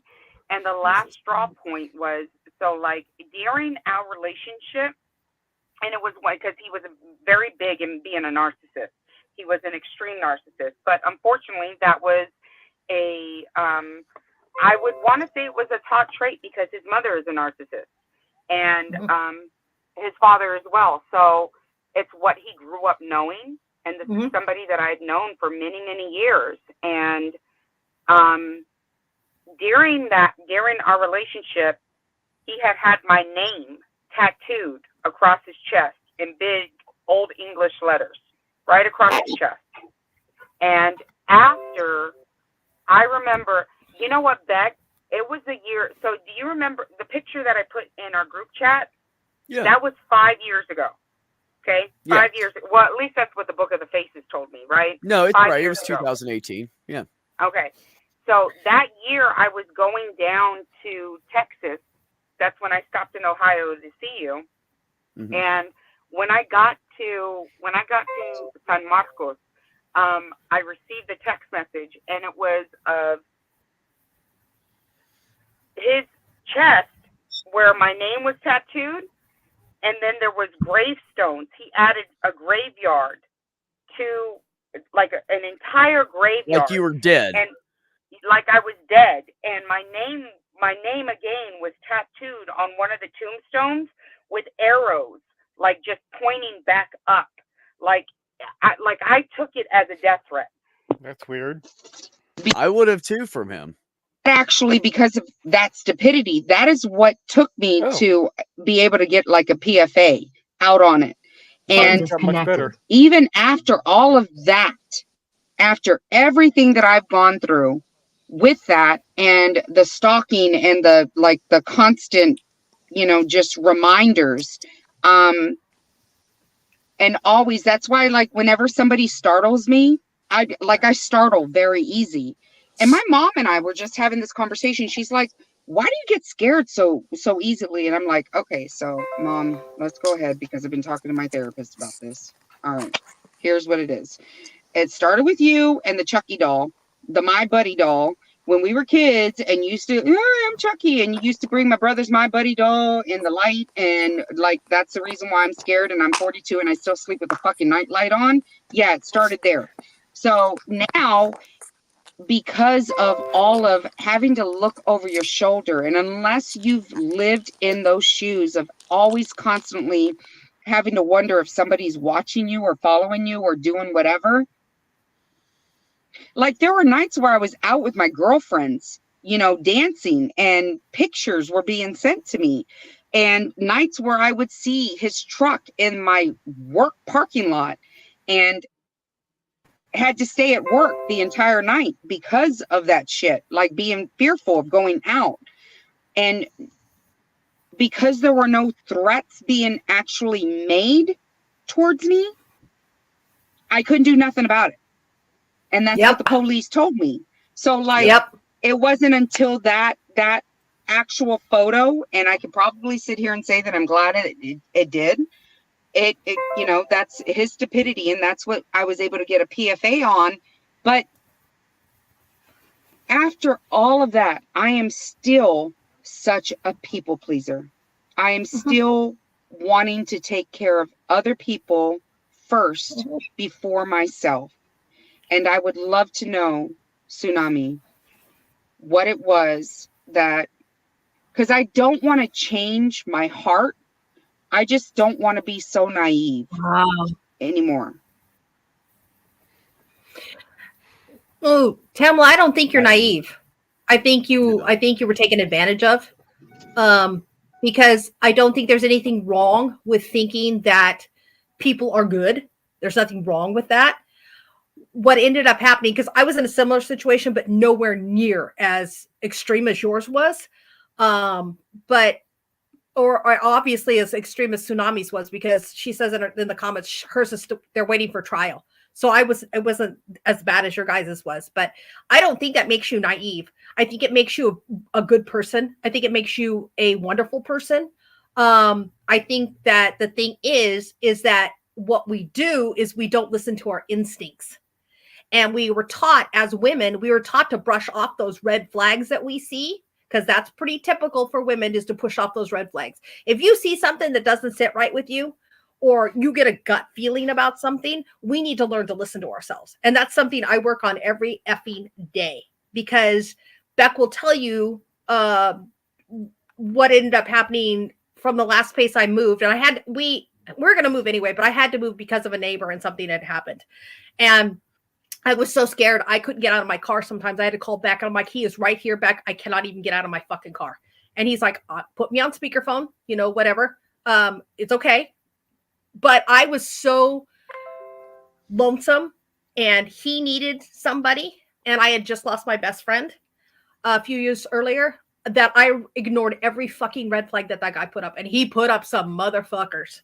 Let me tell you, lots of red flags. And so Tamla, I don't think you're naive. I think that you're a good person, but we just need to learn how to listen to ourselves better. I just don't, I'm a big proponent of women being open and honest with each other, and but not like taking each other down. Because I feel like if you say you're naive, I'd almost, for me, and you might not have meant it that way, but I almost felt like you were kind of not insulting yourself, but putting yourself down a little bit, because that's a character flaw for you. And it's not a character flaw. You're not a bad person. That person who did that shit to you is the bad fucking person, if that makes sense. Yeah. Yes, it does. Thank you. Because, girl, and the part of that Deb didn't tell you was what I told her was, take your first time. I was like, okay, take your time, take a deep breath and get out of the car with me, talking to me, so somebody's on the phone. And then the second time I was like, okay, Deb, fuck him. Don't let him see you're scared. I know you're scared, but fuck that shit. Get out of the car, act like he does not exist, and walk into your house with your fucking chest out and your head held high. Fuck that shit. Because they prey on that shit. They want you to fucking be scared of them. Yeah, and the other thing that happened was that I used to sit out front, because the guy literally lived across the street from me. And I literally would sit out front, and that's what I did. I sat out front with my dog, and I enjoyed the sun, because you got to get out in the sun. 10 minutes, my 30 minutes a day, because of vitamin D, I couldn't even do it after the incident happened. I could not. I was so afraid to. And literally, Beck was on the phone with me, and he goes, just turn your back to him. Turn your back to him. Sit in the sun out on your yard, but you turn your back to him. Do not look at his house. And it took me like 3 or 4 times to be able to fucking turn around so I could look across the street. So, I mean, you recover from that shit, but you're never the same, because they fuck with your peace. They fuck with your peace. And that is exactly what I find so frustrating about the whole thing, I think that you guys are conflating two things. You're conflating naivety with yeah. with being a kind person and trying to see the best in everybody. Now there is a Potentially, level of being naive mixed in with that. Yes. I tend to give people the benefit of the doubt outwardly, but inwardly I'm going, what the fuck do you want? Why are you being nice to me right now? And I do it all the time because I'm so used to getting fucked over. So I always have that little wall up. I keep it right in front of me until I learn to trust that person fully. And 9 times out of 10, well, not 9 times out of 10, I'd say about 4 to 5 times out of 10, I'm right and they're a piece of shit. And the other half time I'm wrong and they're a good person. So, but you never know. So I don't Unless let you get it. myself be vulnerable to other people, period. I can be scared shitless and I'll be standing there with my chest out, my head held high, looking them in the eye like, what's up? But they're not going to know I'm scared. Fuck that. Well, let's See, just try and- Tsunami let's has just a try really and- good point. Sorry, I just walked on somebody. I'm sorry. Let's just try and split the difference and be a good piece of shit. Hold If you on. don't grow up with What a did- desire what to did he hurt, say? you fail to recognize things. Yes. Well, that's the problem, Sumami, is because good people don't think the way bad people think. So we're thinking good, and they're over here going, hey, I'm evil. And we're not thinking that because that's not who we are. So you have to make yourself question, and you have to make yourself a little bit more like aware / cold towards people at first. You can't just because people will see it and they'll just take advantage of it. Tamala, he said, let's just compromise and try to be good pieces of shit. Good pieces of shit. Okay, yeah. No, I think that's a fair point, Beck, because, you know, as much as you have to hold the thing is like you have to hold a piece of yourself back. You just have to do it. That's just all there is to it. Because if you give everything you are, then there's nothing left, and you're raw and you're vulnerable. Yeah, that's why I don't knock the wall down with a sledgehammer. I take it down a couple blocks at a time. I generally try and go Vulcan on my emotions. And have none? If I can. Or well, not express them. Vulcans have emotions, they just suppress them. Mark says, do you find that portraying yourself as confident and secure promotes you thinking that way? Yes, it does, because it becomes more of it's just because we're habitual creatures. We're creatures of habit. So it becomes a habit to be like that. And then you start feeling it more. But honestly, you would have to have like a weapon or some shit. I don't care what size you are. Big guys don't scare me. Little guys don't scare me. And actually, I'm more afraid of little guys because they're fucking crazy. And they have something to prove. Yes, big guys do not scare me. We're little big guys. I'm talking about like, no, I'm talking about like fighting. Yes, and stuff. sis. I'm not talking about. But so if it was a fight, I'd be more afraid of a little dude around my size than a big guy, to be honest. Now I'm to the point in my life that because I have found out like who I am and I love me, and now I don't have to fake the confidence. And I tell everybody I am the tallest 5'6" motherfucker you'll ever see because I'm 6 foot tall when I walk in a room. And that's how I am. And that's confidence. And that's why people don't like me sometimes at work, because I have confidence. I know who the fuck I am. I know what the fuck I'm capable of. I know that I can learn and expand in any environment given to me. I know that because I can. I've done it. And people that are around that confidence and they don't have it, and they feel like they start feeling they're competing with you, even though you're not competing with them. And I understand this because I've been that guy before. I've been the guy before that's stood there and been like, oh, I feel threatened by you. I just don't feel threatened by people anymore. I just walk in like, I got this. You know how many fucking jobs I've had? I don't worry about, oh, I got to be perfect. Nope, just bust in and I fucking do it. And just, I strive to be that one day. Take it over and start doing it. I do. I strive to be that one day. I'm very good at helping other people and giving that type of advice back. I'm really good at it. Because you've watched my stuff, so you know the stuff that I put out there. I'm just not as good at following my own advice. Because people will tell me, well, Deborah, didn't you just say? I'm like, I'm not good at. Oh, so you sent me Jenny's handle Beck, can you do me a favor and send me Mama Deb, please? What, for TikTok? Yes, please.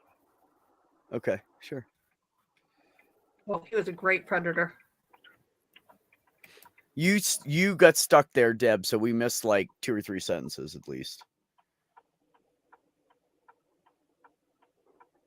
And there she goes again. Anyway, oh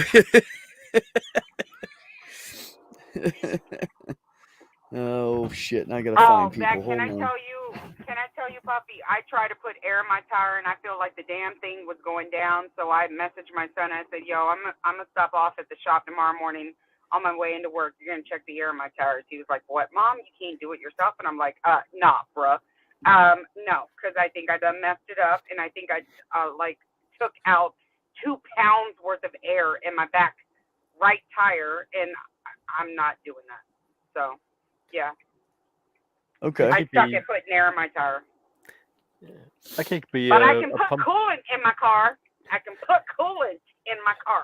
Yeah, I keep a pump in my trunk for. It's like a mechanical pump. Sometimes I usually need to charge it first, but it works really good. So my son had said something about that. Like, and I think my dad actually has one, but he's got an RV and, you know, a truck and whatnot. So he comes all prepared. You know what I'm prepared with? Lysol wipes and a funnel. That's what I'm prepared with, and some gloves. So let me stop kidding, because my dad did buy me an emergency car kit, like, oh my goodness, years ago. And I've had to use the jumper cables before, so it worked out pretty good. But I was just having this conversation earlier with Beck. I don't know how to change a tire. I don't know how to, like, my gosh. As a woman, I'm going to hate saying what I'm about to say, but the manly man stuff, right? The stuff that your dad always took care of, or, you know, like your dad always took care of. My dad never taught me. Yeah, honestly, I probably couldn't change a tire either. Yeah? Yep. Okay, so I don't feel so bad no more. Thanks. I told Tamla, well, I don't know if I said it. I was thinking it because we were talking. I don't know if I actually said it, but we're going to have a once over little training on her vehicle so she can be safe and knows what to check for. So there's a little bit, though, of like putting in, as I was telling Beck earlier, I'm like, there was one time where I tried to put air in my tire, like many moons ago. And I'm very, very grateful that my son went into the car mechanical industry, because I message him every time I have an issue. And I'm like, I need to put air in my tires. Well, you know, Beck was like, maybe you need to put air in your tires. I'm like, yeah, maybe that's what I need to do, whatever. But I'm going to go ahead and own that one, Beck. I thought of it first, not you. So I sat here and I'm like, the last time I tried to put air in my tires many moons ago, I left the little, like the tongue in like the little nozzle thingy in the tire. And I guess I left it open, and I came out to a flat tire the next morning, and I was traumatized. I caused my own trauma, and I don't want to do that again. She screwed the cap back on wrong, and it depressed the what's it in the valve. The tongue. That's what you call them, right? Sure, okay. Yep. Well, that's what they look like. I don't know what it's called. I believe you. I don't know. It's just I have no idea what they're called, but pressure part of the valve. Anyways. Yeah, it's part of the valve. It's the tongue in the valve. Yes, because it's like the little thing in the valve, right? Mm-hmm. So yeah, it's a little thing that it depresses it and then fills your tire with air, and then when you release it, it sets in place and shuts off the air, right? So the PSI in my car said 35, right? And I was just trying to make sure that I got it before the daylight went away, because I don't want to be doing that stuff in the nighttime. And it said 35 when I stuck the thingy on the thingy, right? Mm-hmm. And yeah, you're speaking my language for cars. Going down. What? You're speaking my language for cars. Yes. I know I'm not the only one. Yeah, So the after most popular thing, thingamabobber, thingamabobber, yeah, the thingy. And so I feel stupid because, I mean, you can ask me about what, like, any equipment in the kitchen is, or what the difference is between OxyClean and Tide and freaking little scent beads. Like, do you know what I mean? But I don't know how to do the thingy on the thingy when it comes to my damn car that transports me everywhere I go. And I'm frustrated. Sis, I could save your life 17 different ways. And sometimes I can't even remember how the fuck to check my oil, let alone put air in my tires. Okay. I get that. But you I can't. check my oil tonight, though. See, that's what I check my oil. Hey, Tamala, See, look at you. Captive Desk, Mr. Desk, Dave, said it's a Schrader valve. Schrader?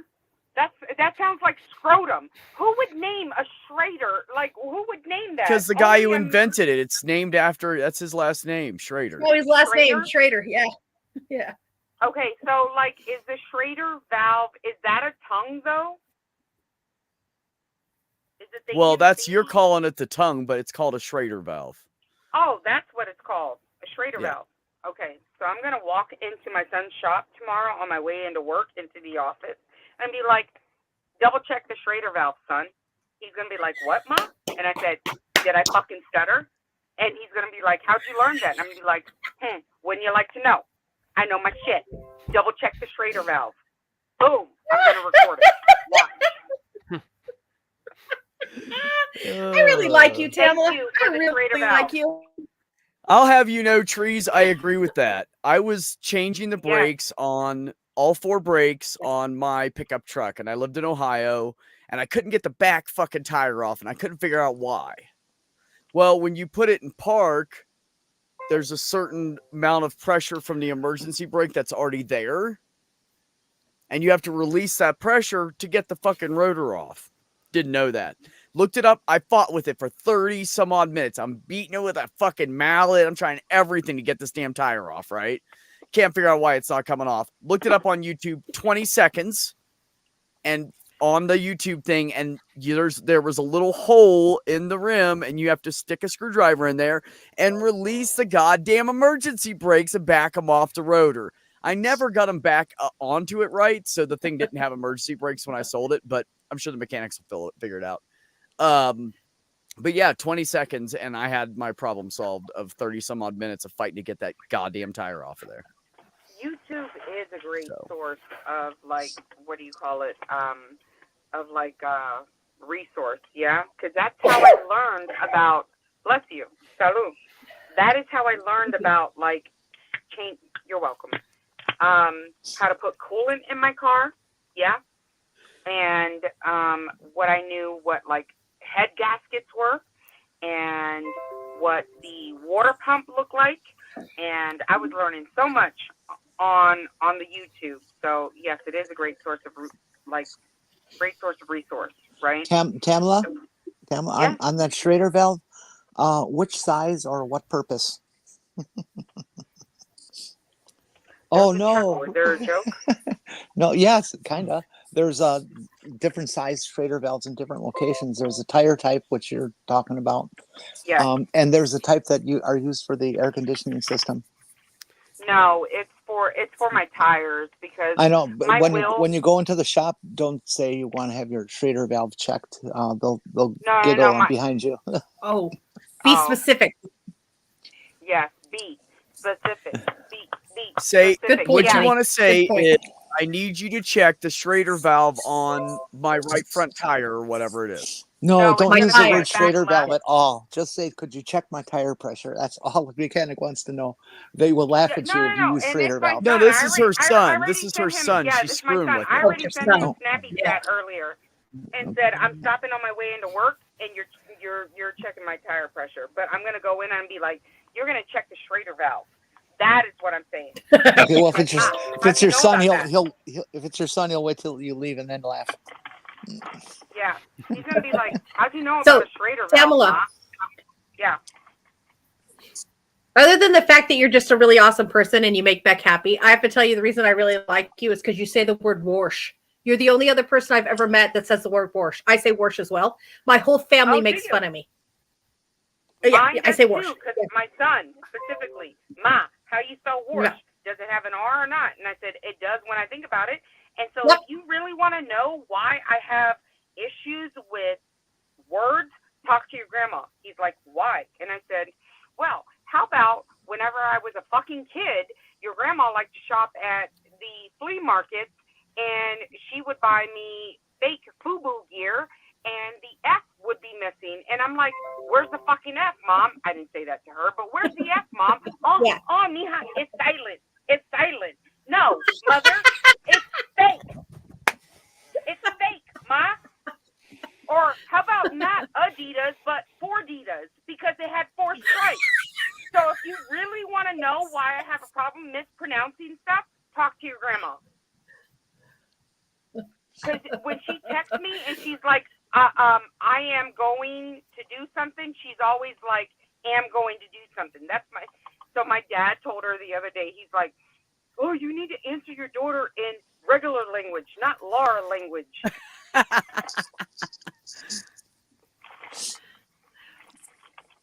But I love My grandmother would yes. say things like, "Don't be for doing that." Don't be Yeah. for doing She would that. say things like, "Don't be for doing that." And I'm like, what the? When I was old enough, I was like, what kind of English is that? You know, but I've never gotten out of the habit of saying "warsh." I now can say Washington if I think about it. If I don't think about it, it comes out Washington. And people just laugh. They're Washington is like, how I where the say it. fuck are you from? I'm like, yeah, I'm from Montana originally. Well, nobody in Montana talks like that. I'm like, are you sure? Because there's some strange motherfuckers in Montana. You get close enough to the Canadian border and it gets even worse. So, you know, no offense to any Canadians. No, and let me Yeah, but tell that's you, different, so like, Mommy. because I've traveled to Canada so frequently with like past work, I got used to calling a bathroom a washroom. But because I know they don't Yeah. pronounce it washroom up in Canada, I talk about Mhm. that. And people here think when I say washroom, they think I'm talking about the laundry room, and I call it a laundry room Yep. instead of a washroom. Yep. So like they're Yep. like, but that's not how you say. And I'm like, yo, it's Tamala lingo. I make up my own damn lingo. So either take Oh, it yeah. or not. I wash my husband's clothes. Yeah. Yep. I wash my husband's clothes. I wash my use the hair. washer in the washroom, but I do laundry. So Yep. I wash the dishes. It drives my family I wash crazy dishes. because I have a lot of siblings, and every one of them makes fun of me. Every fucking one of them. They're like, "How do you say it, Deborah?" I'm like, "Wash." They're like, "Deborah, sorry." And it's so Wash. sad how my That's son it. is the first person to actually sit there and like really, really gang up on me. I think Oh, it's yeah, I do because wash my whooped his drawers. I do, ass. Tsunami. Hey, Deb, don't interrupt people. Oh, I'm sorry. Go I'm ahead, sorry. T. Sorry. Oh okay. no, you're good. Yes, I wash my drawers too. Well, they're not my drawers; they're my panties. But I do the wash. But Oh, it's a shame. I think it's drawers because are. Jonas, Huh? undies, Drawers? wash is wash, and fish is fish. Mhm. It's fish. Fish. Fish. Go fishing. Fish. No, because they say because like it's. I think it's a part of the fact that I'm like I've traveled so much. So I am originally from Texas, from Lubbock, Texas, right? I already said that once, and then I traveled all over the place because my daddy was in the Navy. But I'm very diverse, culturally diverse. I pick up a lot of different lingo. If I like it, I like it because I don't say merge. I don't merge on the highway. I squeeze on the highway because that's how Canadians have taught me. You don't merge, sucker. You squeeze into the highway. I love it. And then there's like process. I haven't for years have or progress and it feels like I'm struggling to say those. It's progress and process. I feel like I've just become adapted to certain talk. So I say y'all. I'm very Southern in some of the stuff. I'm very Pennsyltucky. I say roof. I say crick. Oil. You can never, like, nobody ever knows what the hell I'm talking about when I'm talking about I need to change the oil in my tire, or the oil in my tires, the oil in my car, or to get a new scented oil or something like that. Nobody ever knows what I'm talking about. I had a friend, Johnny, he was like, say oil. I said oil. He was like, oh, it sounds like you're getting punched in the gut. Oil. Bruh. No, I'm the same way, Tamla. I adapt things. Like I saw when we first came in, people were talking about bloody. I say bloody all the time because I thought it was funny the first time I heard it. So it's bloody. Shut your bloody mouth. When something goes wrong, I'm like, bloody. I always say that though. I always tell somebody if they come at me, it's like sideways. But like in my house, like, you know what? Calls me wom. What? Wom. Whoops. Like a woman? Wom? Calls me wom. Woman? I have no Wom? idea. Yeah, Like he'll woman? be wom. Woman. Yeah. He'll Wom. walk by, and if he's being particularly, I don't know, caveman-y, he's like, wom, come here. I'm like, fuck you. But no, normally Caveman-y. I'm wifey. That's who I am. I'm wifey. Yeah, caveman-y. Wifey. That is Wifey, very that's what he calls me. caveman-y. Okay. Mm-hmm. All right. Yep. That's nice. He got But it I from do his that too. His uncle. His uncle calls his aunt that. I told my mom the other day, I'm like, watch your bloody mouth. She was like, what the fuck did you just say to me? I said, I love you. What are you talking about? You have hearing problems. Maybe I need to get you hearing aids this year for Christmas. My mom.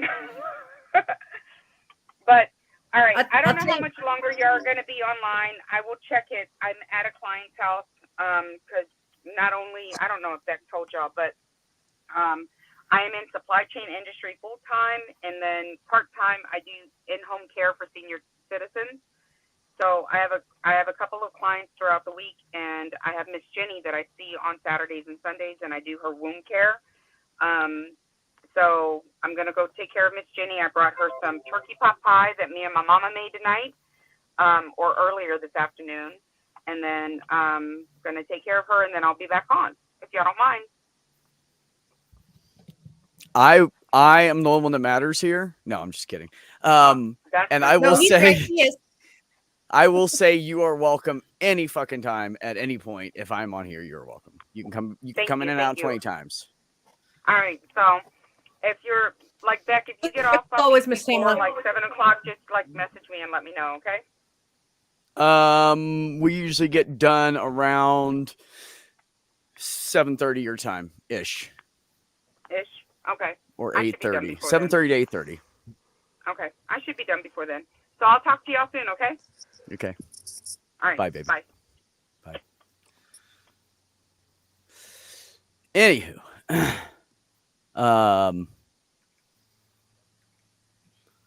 Turkey and pot and a pie. Do they give you the munchies? Oh, that would give me the munchies.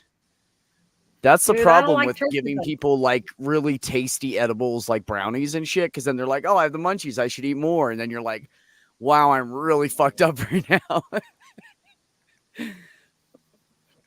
For sure. For sure. Real talk. Real talk. Yeah, everybody's been torturing me with all this fucking food talk. I told them all to have a happy eat your goddamn meat day. Well, if it helps. Beck, you look like you lost more weight. Have you? My uncle gave me some of the worst stuffing I've ever had. I'm right around 157, 158 right now. So you have lost. What was so bad about it? It was bland. Oh yeah, that vegan diet, man, it'll melts the fat right off you. Let me tell you. I don't have that chub around the middle like I used to, Deb. I have a over flap. It was like the bread was not skin. seasoned, and there was like no turkey juice mixed in but cooked into it, so it was just really bland bread stuffing. Yeah, that sounds awful.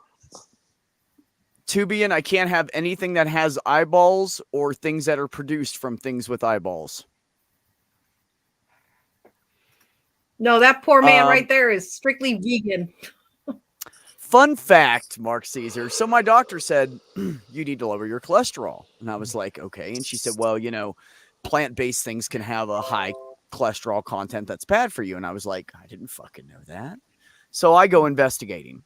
So the first thing I looked up was plants that can lower, or foods that can lower your cholesterol. Vegan foods that can lower your cholesterol. So they gave me all kinds of things, tomatoes and peanut butter and avocados. And I mean, you just name it. I found all these vegetables. I was like, sweet, I already eat like 90% of these vegetables, right? This is great. So then I looked up and I thought, well, just because it lowers your cholesterol doesn't mean it's good for your kidney, right? So I know I say kidney like everybody else only has one, but that's my life. So I just say kidney. So I looked up vegan food that's bad for your kidneys. Guess what the list is? They don't want me to eat all of the list, plus no leafy greens, no potatoes, no tomatoes, I just can't have anything because it's all high in phosphorus, which is probably what lowers your cholesterol, but I can't have it in great portions because it's hard on your kidney. So I'm basically at the point that I can't eat anything. So I just said, fuck it. And I keep eating what I've been eating.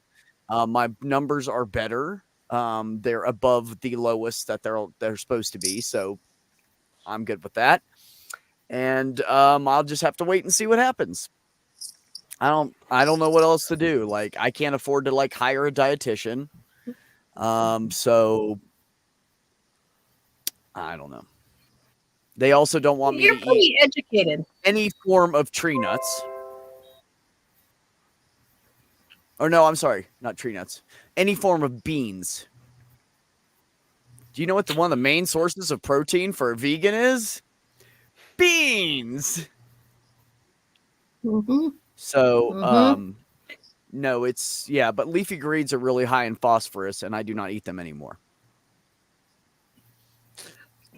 They were on the top. Well, I have to say though, Beck, you've done a really good job in educating yourself and really adapting your diet to what you need, what makes you feel good, which is one of the things that like I applaud you. First, I applaud you for being able to go vegan because I could never fucking do it. I applaud you for that.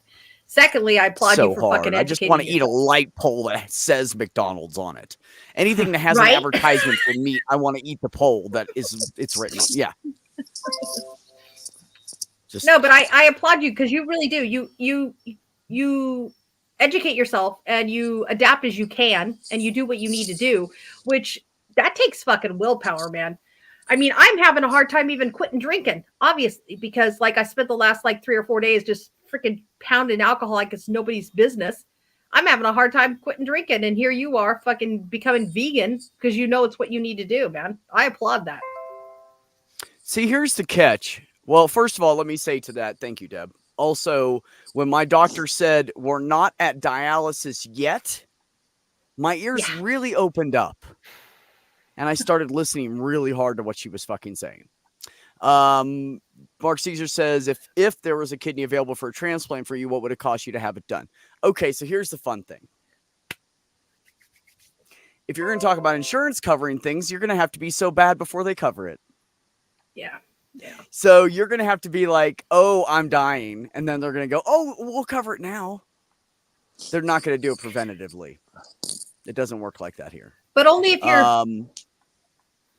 So I don't know how much the surgery would cost. I have no fucking idea. I've never looked into it. My list of viable family members keeps dwindling too, so that's not fun. Anyways, I don't know what else I was going to say. I think that was it. I think the other thing that's really fucked about our health system,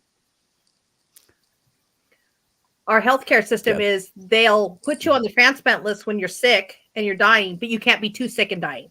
Because if you're too sick and dying, then you're off the transplant list because there's a very high likelihood that you'll reject the transplant or it won't work. Oh, you won't survive the surgery if you're too sick. Exactly. And that's So there's just, that's there's a completely little window, and it's Yep. this big in your entire fucking life. Here's how big the window is, and you got to catch it Mhm. just right. Yeah. Which is why it's so important for somebody like me to go get blood work done every 3 months. And So- honestly, Mark, I think if now this has been years since I've done research on this, but it is upwards of, I don't want to speak out of turn, but it's upwards of like probably $500,000 or more for transplant. Oh, if Because you you're did got to out of factor pocket, in I'm the sure. medication to knock down your immune system, and then and then all the medications you have to be on to make sure you don't reject it, and so on and so forth. And then you have to, if you get a living donor, you're lucky, because most times donors come from people who've passed away or died, and died and passed away mean the same Yeah, they thing. keep the blood But flow and keep you know it what I'm healthy saying? until So they like move it into your ass. the last Yeah. time I checked, it was $500,000, but it could be in excess of that at this point. Where's your toy? You're not getting more treats. No. No.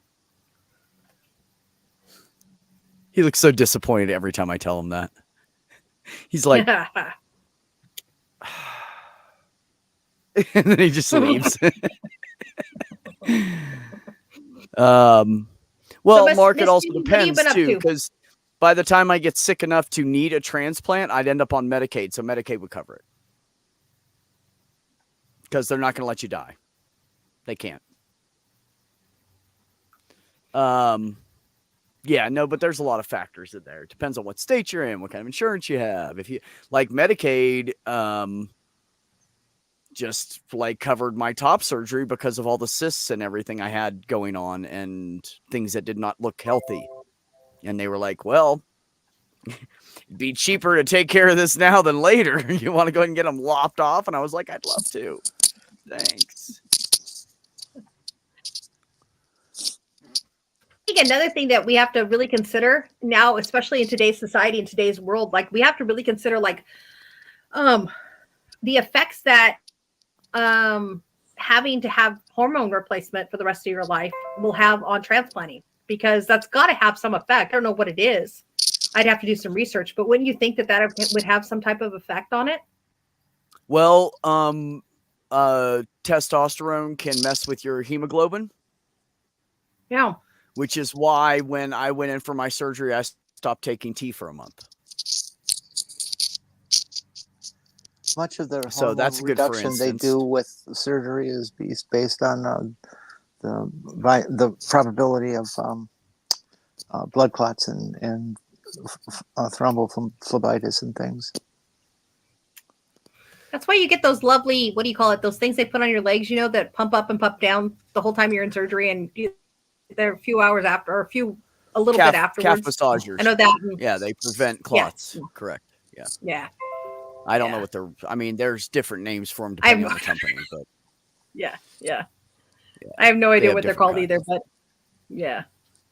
It just brings I think it brings a whole new, not argument, but a whole new perspective to the table. Because when you start talking about things like that with the trans community, you have to be aware. And how are you? I mean, it's taken people fucking God knows how long to figure out that autism and ADHD and major depressive disorder can be caused by a mutation of a gene on a certain chromosome.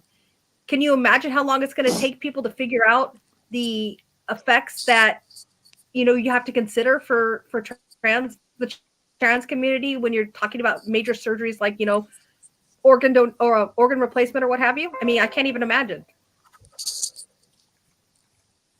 It's just a thought. That's where my brain goes always. So sorry, guys. The other thing they had to do for my surgery was they had to pull some blood off of me because I make so many damn red blood cells. I am a huge red blood cell producer, apparently. So now I don't know how different that is now because I'm not on meat anymore. And at the time I was just, remember I just was becoming, I wasn't vegan yet. I didn't know about all that shit. So, yeah. So, hey, Mark, are you still in the chat? Because I got a question for you. Is Australia like Canada in the fact that this is my understanding for Canada, so I could be wrong, but is it like your medicine is like you have to like I'm trying to figure the way to put this. You have to translate like the risk factor in it. Like it takes a long time to get appointments. There's unless it's incredibly emergent. Because like for example, my grandmother had colon cancer 3 times. The second time she had have a colostomy bag. But if it had been somewhere else in a different country under, I guess, universal healthcare, she would have not been a candidate for it because of her age. She was like late 80s when it happened. So I'm wondering, like places like that have universal healthcare, or if Australia has universal healthcare, is that something that you guys deal with? Whereas like here in the US, it's a for-profit industry, which is crap. But I'm just curious what is there downfalls to it? The only thing I've heard about their system that people don't like is you don't get like a doctor you see. You go into like a clinic setting all the time. And sometimes you have to wait a long time. Yeah. You have to wait a long time here too sometimes. I've made appointments that I've had to wait 6 months to get. Yes, exactly. Well, that's what I'm saying. It's still a better system. It doesn't matter. But also with the universal health care, they can also say, no, you can't have a trans surgery. Whereas with private, you can use things to fight it. Insurance companies love to deny service. That's their main thing for profit. They do. That's their job, is to not pay it out, not to actually pay, but to not pay out. Wow, Mark, you had to wait a whole year for a total knee replacement, huh? Oh shit. See, there are bad things about it too. I've been waiting for a knee transplant for the last 5 years because I can't freaking afford it, and I have Medicare. Oh God! How much is your cost on it? My cost will be 20% of whatever it is. So it's tens of thousands, whatever it is. I can't pay that. Yay, co-payments. Yeah. Well, right. That is the good part of it.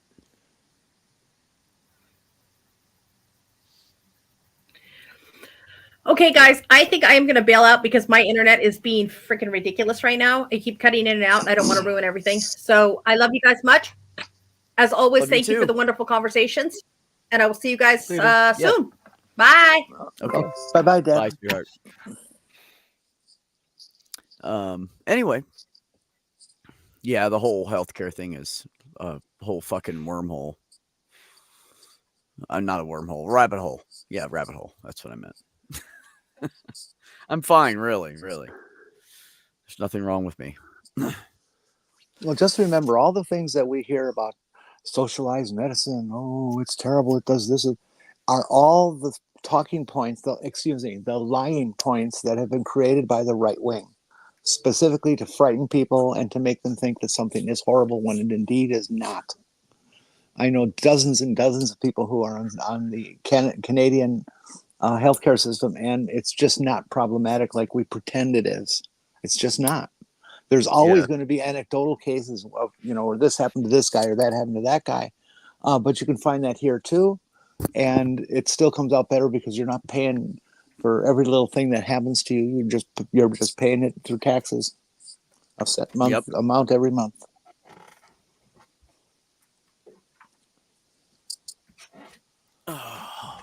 That's the only good thing about it is them taking it out of your paycheck, so you don't really have to pay it out. It doesn't hurt as bad. Doesn't seem to hurt as bad. Well, okay, typically what you put in is much less than you would put in if you were buying insurance. Okay, I have to pay for Medicare. That's not free. Everybody thinks it is, but no, I have to pay just like an insurance policy every month. Yep, Medicare and Medicaid are two different things, folks. For sure. And then, like I said, I have the 20%. I also have copay at the desk when you go for an appointment, and I have a copay with drugs, and it's really no better than any low quality health insurance policy. Yeah, it actually covers less than most fucking health insurance policies. I think my deductible is like $1,500 a year, and I don't recall exactly. Well, that's on the low side, actually. That's on the low side. The cheaper insurance that you get through like, would you stop? Shh. Go play. Go to bed. Do something. Quit yelling at me. The more expensive or the cheaper healthcare you get through companies like at work, the deductibles are like $4 or $5 grand a year. Yeah.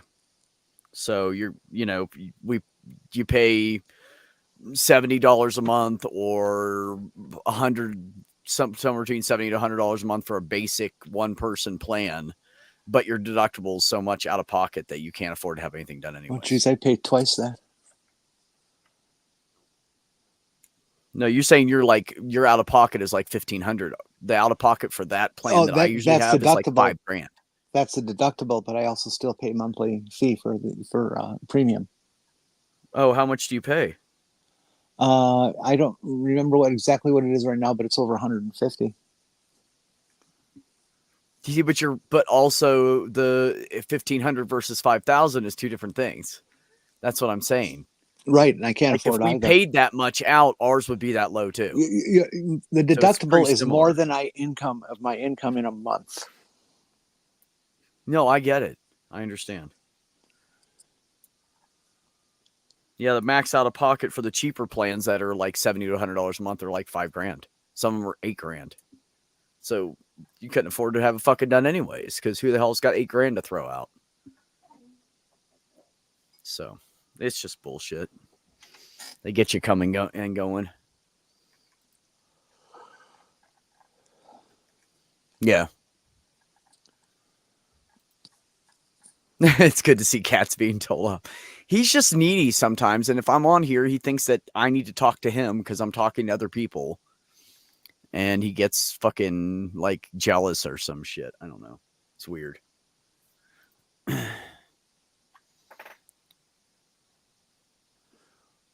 Ooh, wow. There's a fatal salmonella outbreak in 32 states. Cantaloupe. Cantaloupe, huh? Okay, don't eat cantaloupe for a while. All right, good to know. Thank you, Jenny. I actually love cantaloupe, but I do too. It's my favorite. I tend not to eat it in the winter months because they greenhouse it and it doesn't have the right flavor. It loses the flavor from not. My son Conyer loves cantaloupe.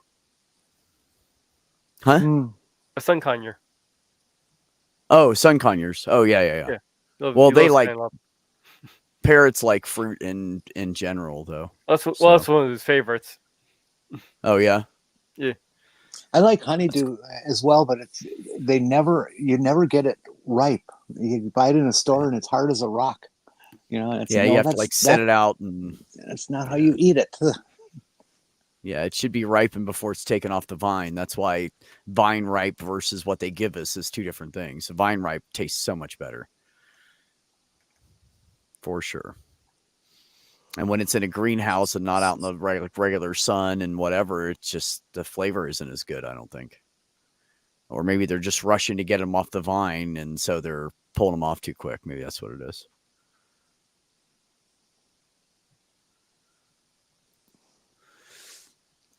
Nerdy says, I've got private as well as NHS because the right wing haven't invested for over a decade now. Oh, Jesus. In what? I missed that one. Where is that again? Oh, okay. Hold on.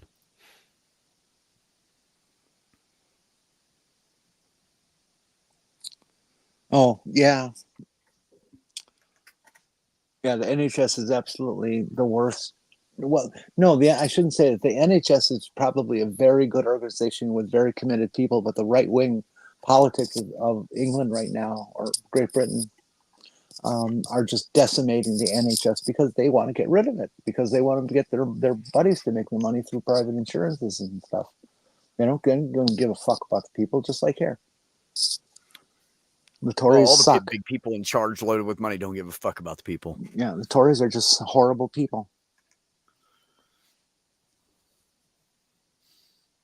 That's the problem, is that, there's not enough rich people giving a shit about the people that aren't rich.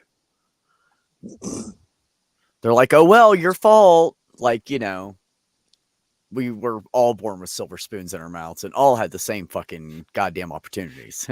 Not. There's a section of the American government, the Consumer Price Bureau. It's an unelected position. It's named. It's a long-term job. Somebody could get it and be hired as director and be there for 10, 20 years.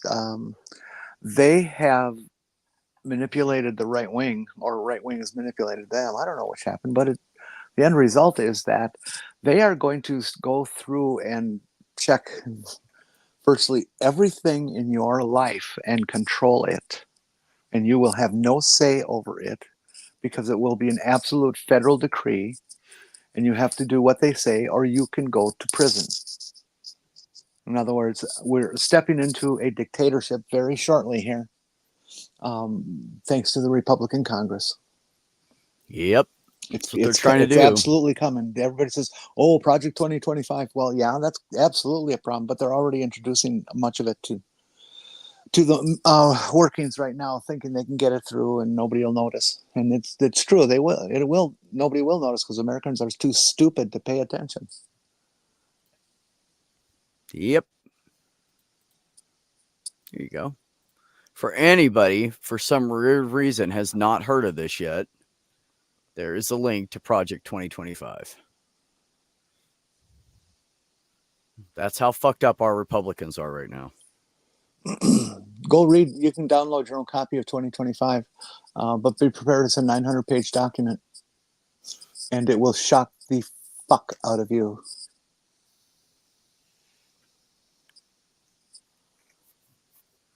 Yes, ma'am, it will. Horrible, horrible things in there. They just want to put everything back to fucking 1942 or something. Oh, much further back than that. I don't know. They're thinking more like 1850 I picked that number because that was my 1800. mom's. That was my mom's birth year. I just randomly picked it. No, they really do want to take away women's right to vote, women's right to own property, and basically men's right to own women again. Yeah. And not to take that way, to reinstate that part. Yeah. And they say it out loud. They're not even hiding it anymore. They actually say it out loud. Mm-hmm. I don't know how anybody can, well, unless you're a man and want to control women like a lot of right wingers are. It's just, it's horrible. It's scary. It's a dictatorship.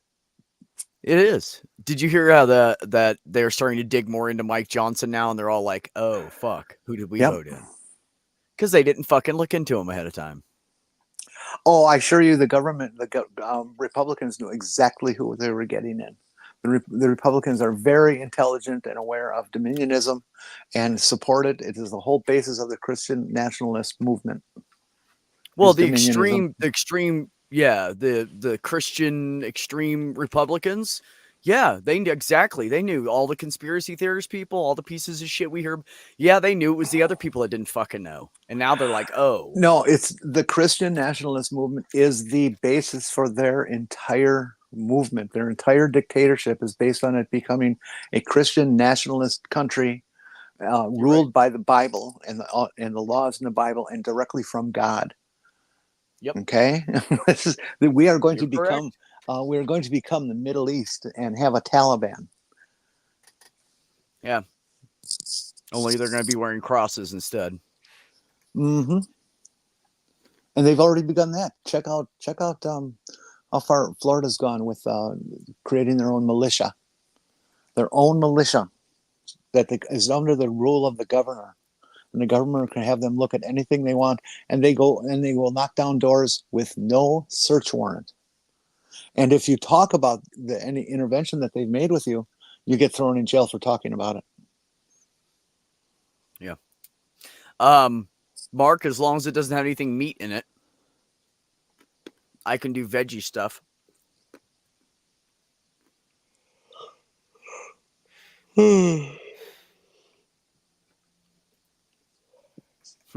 Yeah, well, who knows? It'll probably happen one day. My favorite part of the whole thing is the theists running around saying that they're being oppressed and they can't live their lives, and they're not free because we oppress them. And yeah, okay. oppression for them is us standing up and saying, your religion is for you, not for me. Oh, I'm being oppressed. Oh, they love being Well, yeah, the victim. Mark, that's what I'm. Oh, I'm sorry, Jenny. Finish that. I said they love being the victim. Oh, yeah. Oh, absolutely. Absolutely. I mean, look at Trump. He plays a victim all the time. Oh, they're out to get you. They're just coming at me first. Oh, bullshit. The vast majority of the population did not run around doing a bunch of shit and stealing money and fucking lying and cheating people and shut up, dude. Yeah, if you're a piece of shit like Trump, they're coming after you too. Yeah, that's right. Wait a minute, who's saying this? Trump supporters and Trump. He says Trump says that. Oh, they're just coming after you're this next. isn't in our chat though. What are you reading from? Huh? Where are you getting that? I'm reciting from memory what I've heard. Oh, okay. I'm trying to see if we had a troll in the chat. I was going to go beat up. Figuratively, to YouTube, I would never actually harm another human being. This would only be a verbal, a little verbal duel. Right. Like, yeah, sure. Right. Yeah, no, I actually love Mark Caesar. I actually love veggie sushi, and I used to get the crab meat, the fake crab meat shit, or if they had like the lobster or whatever, anything that was cooked, I would eat. I can't do the raw. I never could do the raw fishy thing. It just grosses me out. It's got to be cooked. I know what kind of bacteria can be on meat. I learned at a very young age. My mom was a nurse and then a science teacher. So, like, I know that some foods should just be cooked. And the reason they give you ginger with that raw shit is in case it upsets your stomach, because ginger naturally calms your stomach down. Well, you should come to Wisconsin. They're giving you something on your plate because something you're eating might hurt you. I'm not going to eat it. What, Jenny? You should come to Wisconsin during football season and have cannibal sandwiches. Raw ground beef and onion. Gross. And Yep. Don't mention all those little parasites and stuff that are in the sushi. Mm-hmm. Fish. Lots of shit you can't see, folks. Oh, stuff that you can see. Oh, yeah, but I'm just saying there's way more that you can't. People have no idea. This is a great comment. Help, I'm being repressed. Shut up, peasant. Yeah. That's right. Why do they No, call but it I love. why do they call it a deadly winter storm when it's really a deadly bad driver? It hasn't got brains enough to stay off the roads. Oh, right. It's so funny because people are like, we don't want to be told to do anything, but then they drive out in that shit and they drive crazy and they wreck and they kill people and they're like, what happened? Well, we told you not to go. We're not telling you things for the detriment of you. We're trying to save your stupid fucking ass because you don't know shit.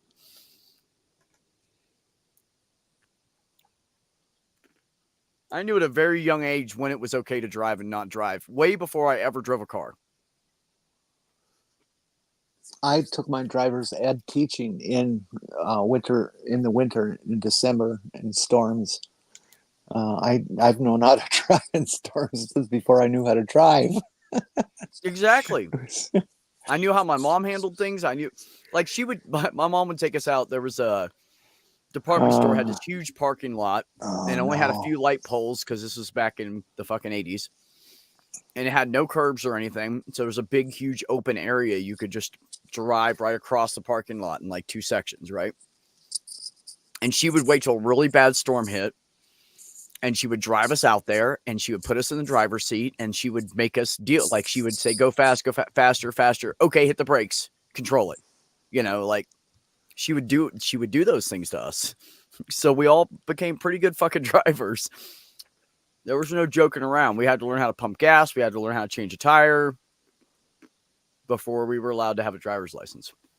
Mom had her own test. Fuck the city and everything else. Gee, did you hear what happened to dear little Officer Chauvin, the guy who murdered George Floyd? Oh yeah, I know. I know who Derek Chauvin. Oh yeah, that's right. That's What happened in happened? your neck of the woods in Arizona. He got stabbed in prison. Beat up, that kind of stuff. Yeah. What did he think was going to happen if he went to? He's a fucking racist and he goes to jail. And what do we jail more than anything is black people, because we always think the black person fucking did it. So the jails are full of black people, you dumbass, because the people like you enjoy it. That is karma. I mean, I don't believe in karma, but if there was karma, that would be karma.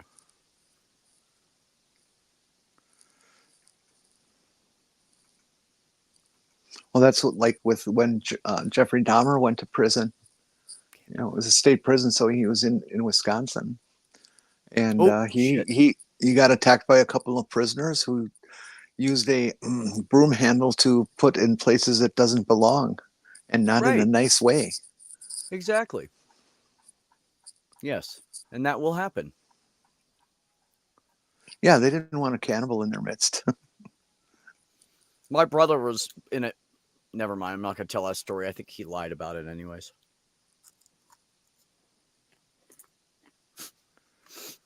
I have to watch what stories I tell that my brothers tell me, because it depends on who it is and what story and whether I can feel like it might have actually happened. And I don't think it did. I think he lied, so never mind. So, Mark, I am related to not extremely rich, for the area they live in, very well off Italian family who owns multiple restaurants. And they buy the best of the best. They have sushi bars. They have sushi chefs that come in, and they have a little sushi bar off to the side in their Italian restaurants because they're smart and they know it makes good money. And so I've tried the best high-end fucking fish, and I had to puke everything out, spit it all out into the trash can in the kitchen. I spit it all out, and then I walked outside and almost vomited multiple times. So I know for a fact that raw shit is not for me ever. Now, if you want to talk about the cooked tuna rolls or whatever, yeah, I'd fucking eat those. Hell yeah. If it's cooked, yep. My favorite is eel. That's cooked. I can't. Nope. All of those animals gross me out. I've tried octopus. I've tried squid. I don't know if I've tried eel. I don't think I've tried eel. I've tried shark. I've tried real tuna. Well, remember, if you eat calamari, you're not really eating a cephalopod. You're eating a pig rectum. Yeah. Then there's that. And if you're eating bay scallops, you are not eating scallops. You are eating the wings of stingrays. Really? Yep. It's cheaper for them to get the stingrays, and they pop out chunks of meat out of their wings, and they call them bay scallops. If it is not a sea scallop, it is not a real scallop.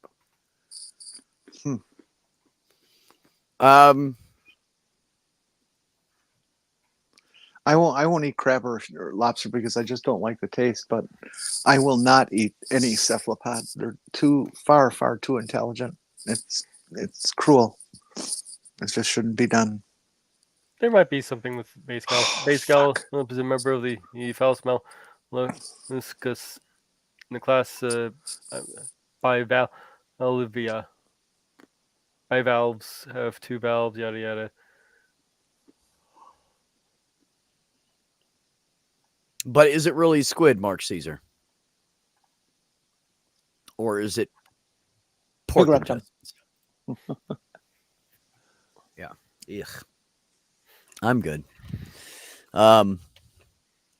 Yeah, that's kind of why I'm picky about some of those things too, because I know they use replacements for things, and it's not what you think it is.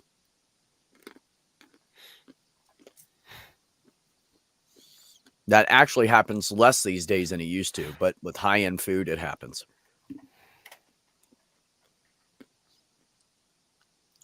just like imitation crab meat. It's just whitefish. That's all it is.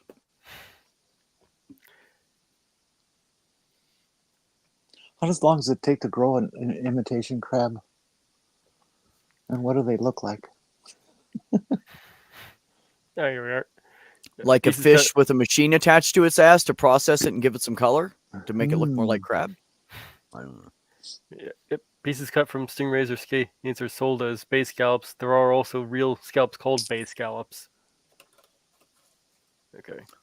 Mark Caesar says, I recently saw a video from Mark Rober about an octopus he had as a pet, really intelligent and quite friendly after a while. Yeah, I have heard that also, that octopus can be very amiable pets, but they only live about 2, 3, 4 years. Oh, That's sad. kind of sad, isn't it? Mhm. Only, and if they breed, then they only last about 6 months tops. Oh yeah, yeah. Doesn't the male get like shredded or something?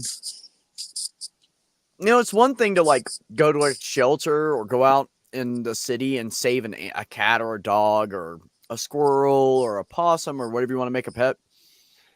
But it's another thing to take something out of its home where it's fine and to confine it for no reason.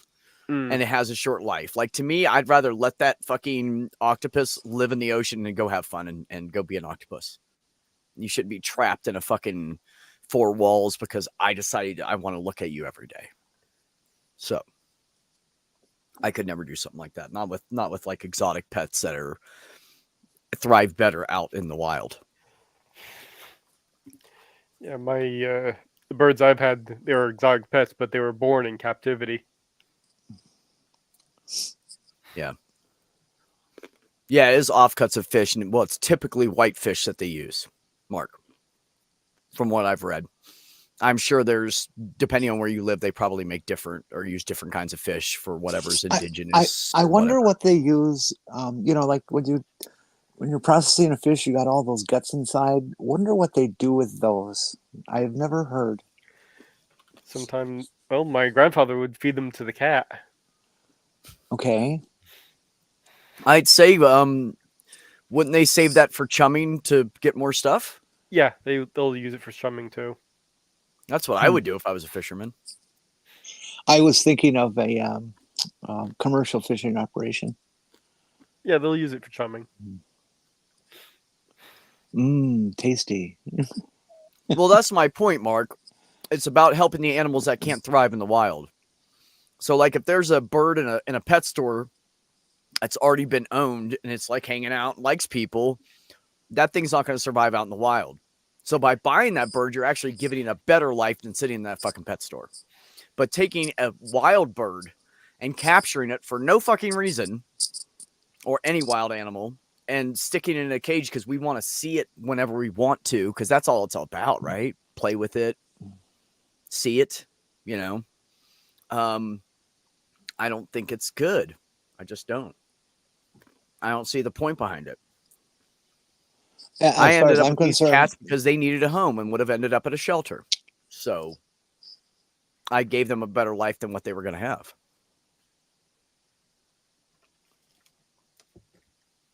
Yes, Miss Jenny. I was just going to say that as far as I'm concerned, capturing an animal out of the wild to keep it is no better than trophy hunting. I agree. Like I said, unless it's like hurt or something and you save its life, well, that's different. And then you've kind of domesticated and you want to keep it. That's okay. Yeah, but to take something that's perfectly healthy and thriving in its environment just fine and to shove it into a little cage or a little, aquarium or whatever it is, I just don't think it's right.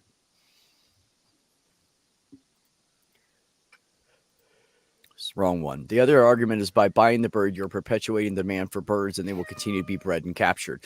And that's why I say, because they will tell you, like you go into a pet store and you're looking at the birds, they'll tell you, oh, this parrot was owned by an old lady for 10 years.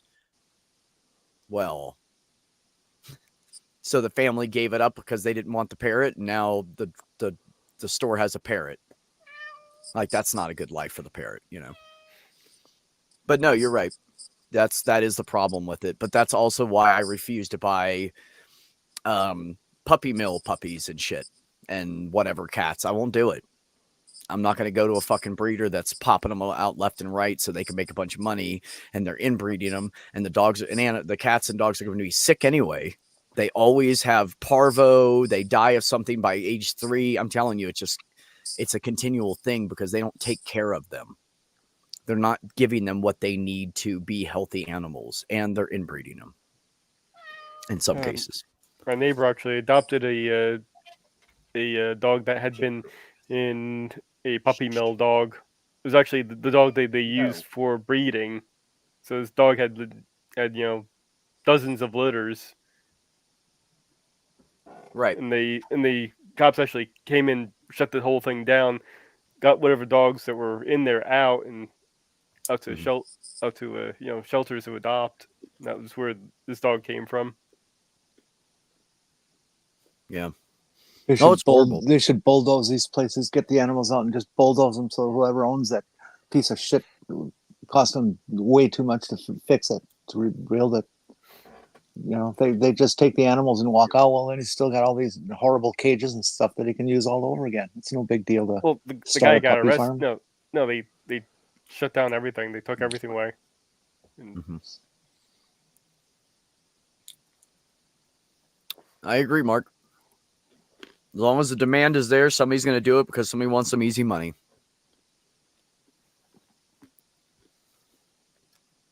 Mark told me that he was interested in starting a kangaroo farm. For burgers, to make burgers. Is that true, Mark? Kangaroo burgers? Yeah. Kangaroo meat isn't that bad. No, it's fine. Roo burger. Like there's people in the U.S. that will catch deer and put them in a fucking pen. Yeah, and then, deer farms. Mm-hmm. And then advertise people can come and see them like around Christmas and shit. Deer farms are one of the worst spreaders of chronic wasting disease amongst wild deer. Really? Wild deer will clear the fence and have sex with these diseased animals and then take it out to the rest of the herd. Oh, shit. That's bad, yeah. And some unscrupulous deer farms will actually release their animals out to the wild because they can't take care of them anymore or something like that. It's really awful. So chronic wasting disease is a horrible, horrible disease. And you can get it if you eat the diseased tissue. And then your brain rots away. That's fucked up. How many deer Republicans have been eating? There's always some humans fucking up some part of wildlife. Let me tell you. Jesus. It's like we don't know how to stop fucking it up. Everybody's just trying to save money and make more money. It's all money, money, money, money. I think they literally just don't care about the environment because they're going to be dead and they don't give a fuck about what they're leaving for other people. They just don't care. Money now is more important. They believe that and this is part of the Christian nationalist movement as well, as they believe that when the seven hills are in their control, that the end times will trigger and Jesus will come back. So they don't care about what they do to the environment because they don't think anybody's going to be around long enough for it to matter.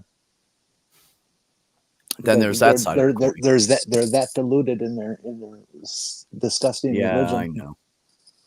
I just don't understand how. I just got to remember, some people aren't as smart as others. Some people aren't as smart as others, Beck. You have to accept that. Fuck.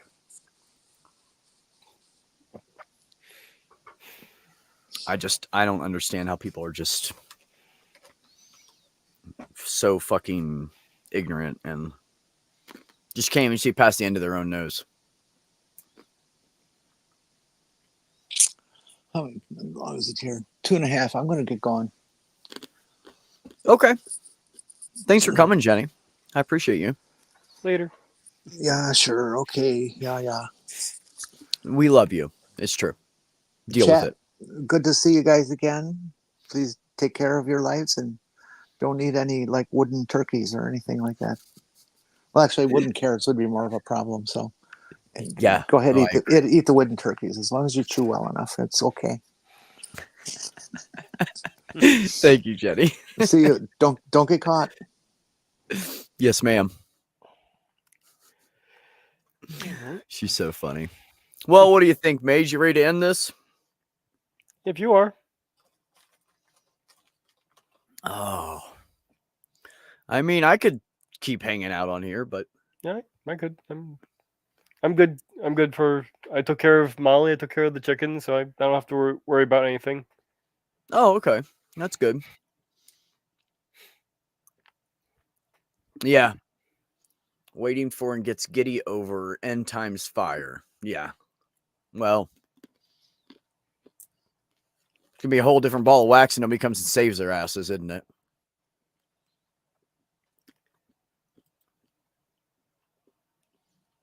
Bye, Mark. Thank you so much for hanging Later. out. And I appreciate your brain and your. Well, I just appreciate you. Take care, buddy.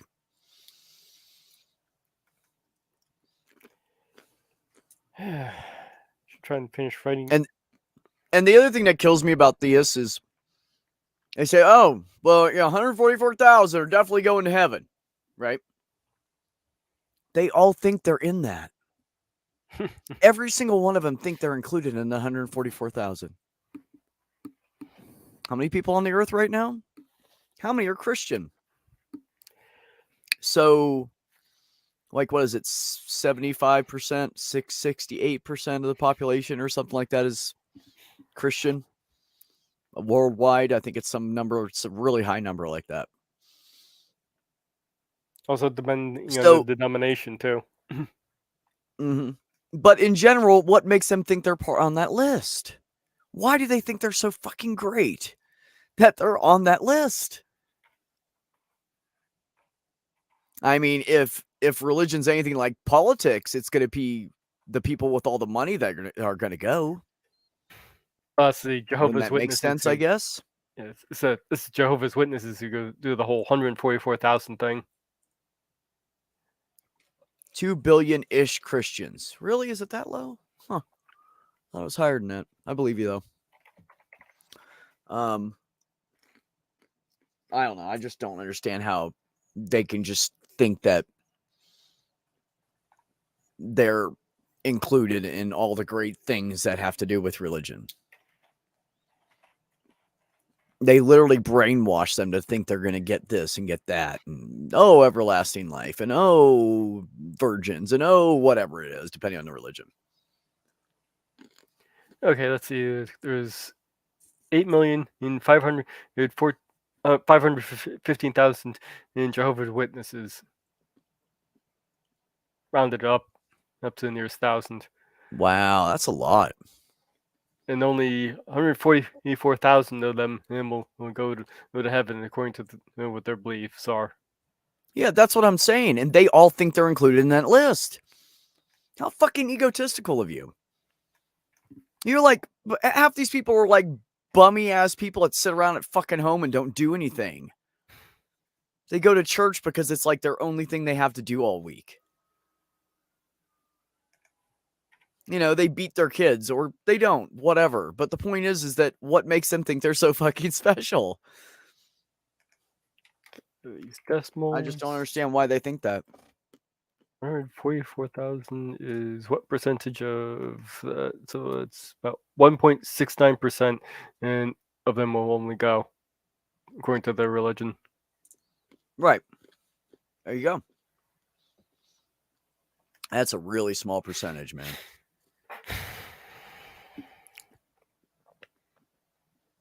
And and it's great because they're like, oh, God speaks to me. God's talking to all of you at once? Damn, what kind of switchboard that motherfucker got, right? Well, if you Holy got shit. God talking some omniscient or at least reasonably knowledgeable, I got two questions. You can relay that if God can relay those the answers to those two questions to you, go ahead. That's my test to see if it's not just your head on mind. If if you actually get the answers right, I'll believe if there's something else going on besides is it just being your own mind. Now that one doesn't necessarily prove that it doesn't prove that it's God, but you know. You know, one of the things I find it funny is that Christians are like, "Oh, this miracle happened," or "Oh, that happened." I know, it happened, and you're like, "Nah, that's fucking bullshit, right?" Do you have any proof of that?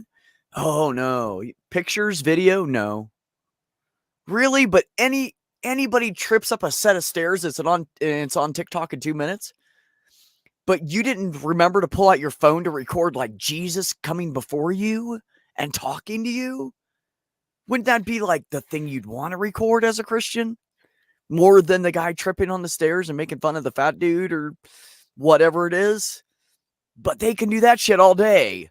But they have no fucking video evidence or pictures of anything. No like recordings of audio. But man, everybody's got that phone out all day long on TikTok and shit. Another reason I know they're lying. If there was proof of it, there would be pictures everywhere. There would be video everywhere of God like coming to people and talking to people, and they'd record the voices. They'd do something. You can't tell me they wouldn't try it. They wouldn't record it in one way or the other. So how come there's no fucking evidence? Like 99% of the people just in the United States have a cell phone in their hand all day. It's amazing how miracles went up with the invention of Photoshop. Say it again. It's amazing how miracles went up with the invention of Photoshop. Oh yeah, right. Which is why, again, I say I want to see video. Well, anybody can pause something and take the picture and adjust it. Well, we have deep fakes nowadays. Yeah. Well, Christians aren't smart enough to know that they're not in the 144,000.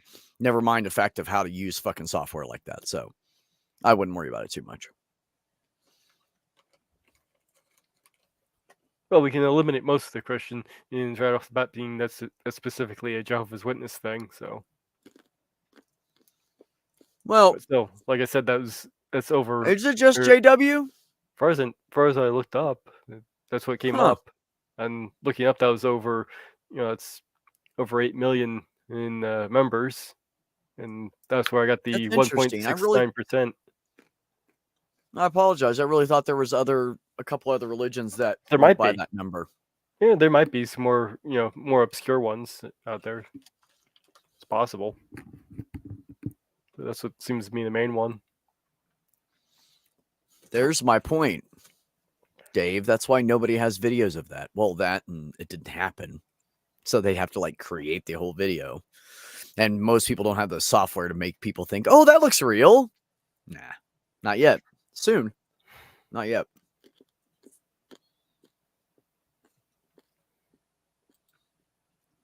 Yes, Jubium. Thank you very much. Prime example right there.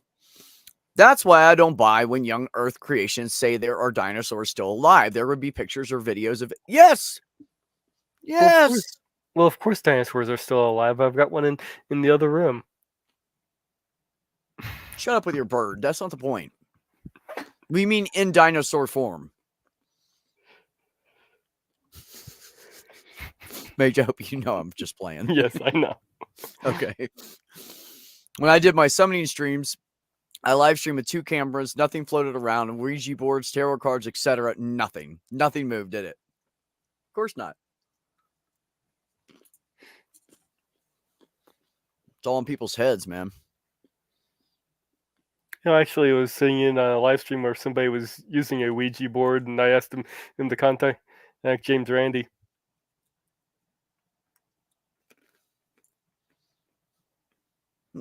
Wait a minute, say that again? I was on a live stream. The live stream, they were using a Ouija board. I asked them to contact James Randi.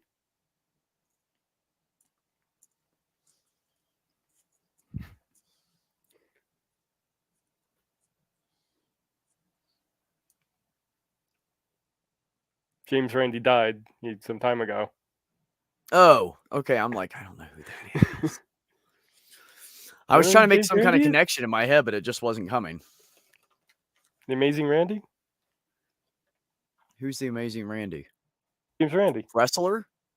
No, he's a magician, skeptic. Sorry. You don't know who James Randi is, really? Mm-mm. Pretty awesome guy.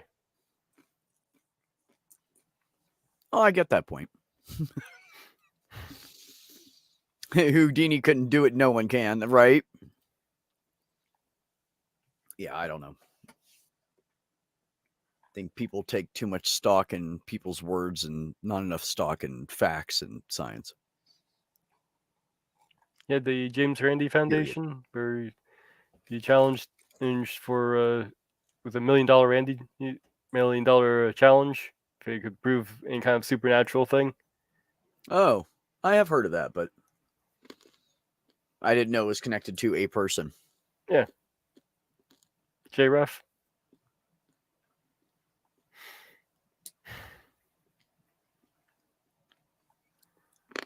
I remember that name from somewhere. Boy, that pistachio was hard as a rock. Magician and debunker. Okay. Yeah. I think he's the one who managed to debunk Peter Popoff. That's exactly what Dave just typed like 20 seconds ago. Took down Popoff, the faith healer. Mm-hmm. Yeah. He tapped into the guy's microphone and his earpiece, and he's sitting there listening to it. Uh-huh.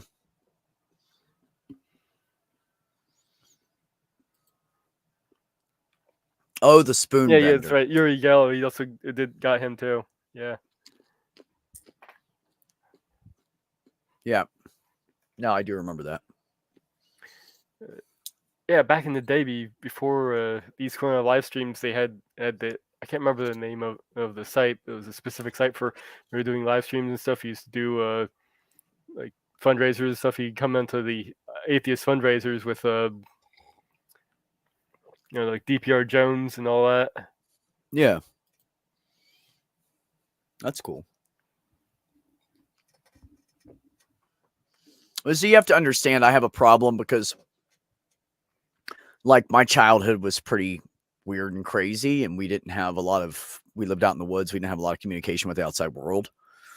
And then my mother died, and I ended up in Orlando, Florida with all those people. And it was a bit of a culture shock. And I didn't know what the fuck to do with myself, and I was miserable because my mother had died. And then I moved to Virginia, and I basically got consumed in someone else's world of what they were into because I really just wasn't into anything and didn't care yet. Yeah. So from like 1985-ish through 2001, I don't know what happened. Unless it was like a big thing, like O.J. Simpson trial or a fucking spacecraft, blowing up in the atmosphere. Remember that? I watched that on TV. Yeah, saw that from my living room window. Yeah. Everybody was watching that where I lived. Every fucking classroom had a TV in it. Anyways, that was horrible. I felt bad for the people that were more sensitive to it. See, this is how I know I've always had some form of autism, because when that happened and everybody was like, oh my God, started crying, I was like, oh, damn, that sucks. Like, that was my entire reaction. Just, look at that shit.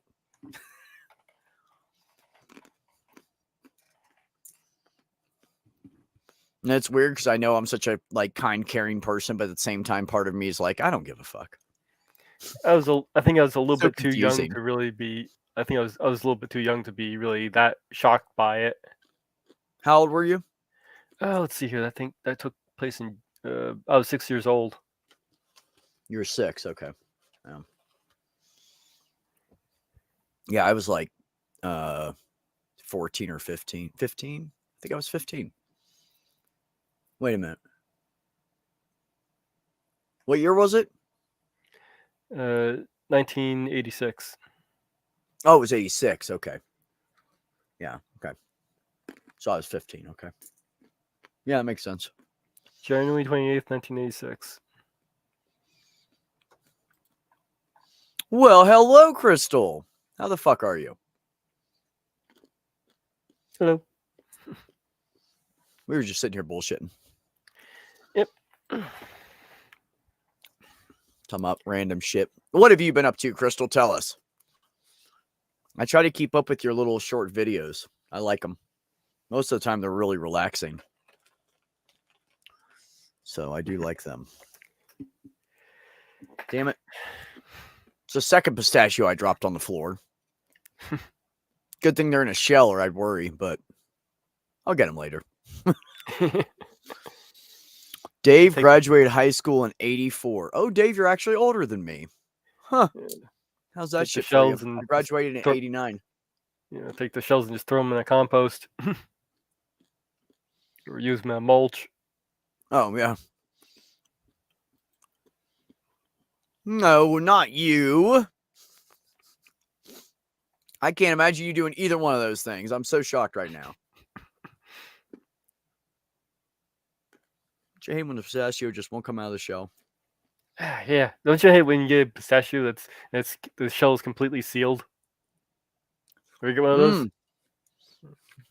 I collect them. I have one right here on my desk. Yeah. And at the end of it, I try to break it with like a pair of pliers, and I just end up smashing it and losing most of the pistachio anyways. And then I'm like, is it worth the time to try to crack it open if you're just going to smash it anyway? Yeah. I mean, the jury's still out. I feel like it's 50-50 at this point. Like you get 50% of the meat. So is it worth it? Yeah. I'm just a squirrel trying to get a pistachio nut. Sex and drugs and more. We are the class of 84. Yeah, right. We were just 20 over 69.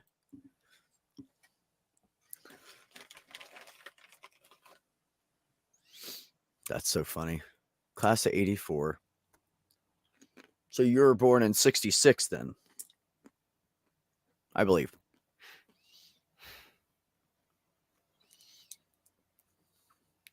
I might have been still in diapers at that age, at 4 years old. Yeah, maybe not. Kind of hard to say. I know none of us were in diapers past 2 years old because my mom wouldn't put up with it. She made us all be potty trained by the time we were 2. We had one brother, that the asshole brother, the first one I disowned, not the second one. He pissed the bed until he was like 12, and my mom was like, "Oh, you want attention?"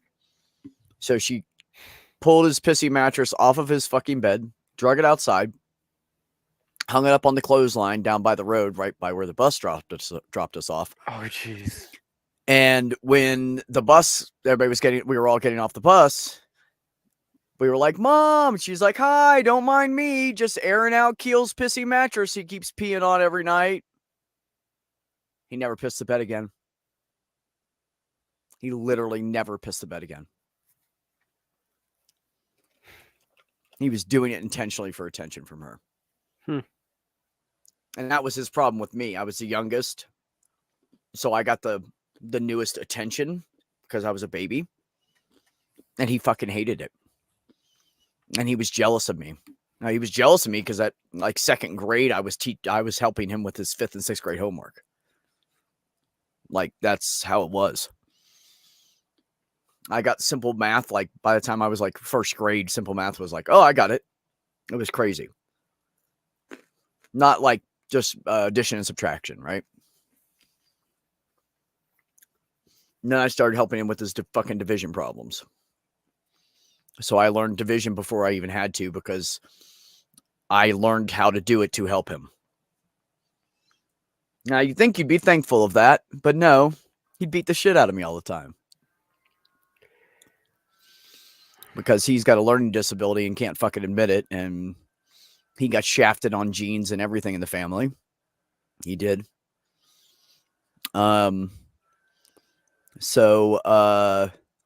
Like he like had a hairy chest by the time he was like 15.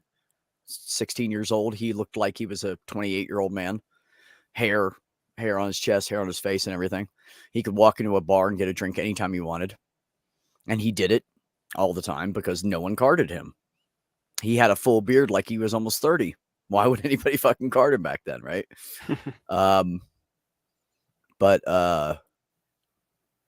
Yeah, he was jealous of me. So he spent our childhood him putting me down and beating me up. And then we became adults and he kept putting me down and mentally beating me up over the phone. And one day I was like, I'm not doing this anymore. Fuck this shit. So I have not spoke to him since May of 2015. And it will never happen again. That will be the last conversation ever. Yeah. That's how you thank somebody for helping you try to pass your fucking, classes and move on to the next year of school. Beat them up. That's how I do it.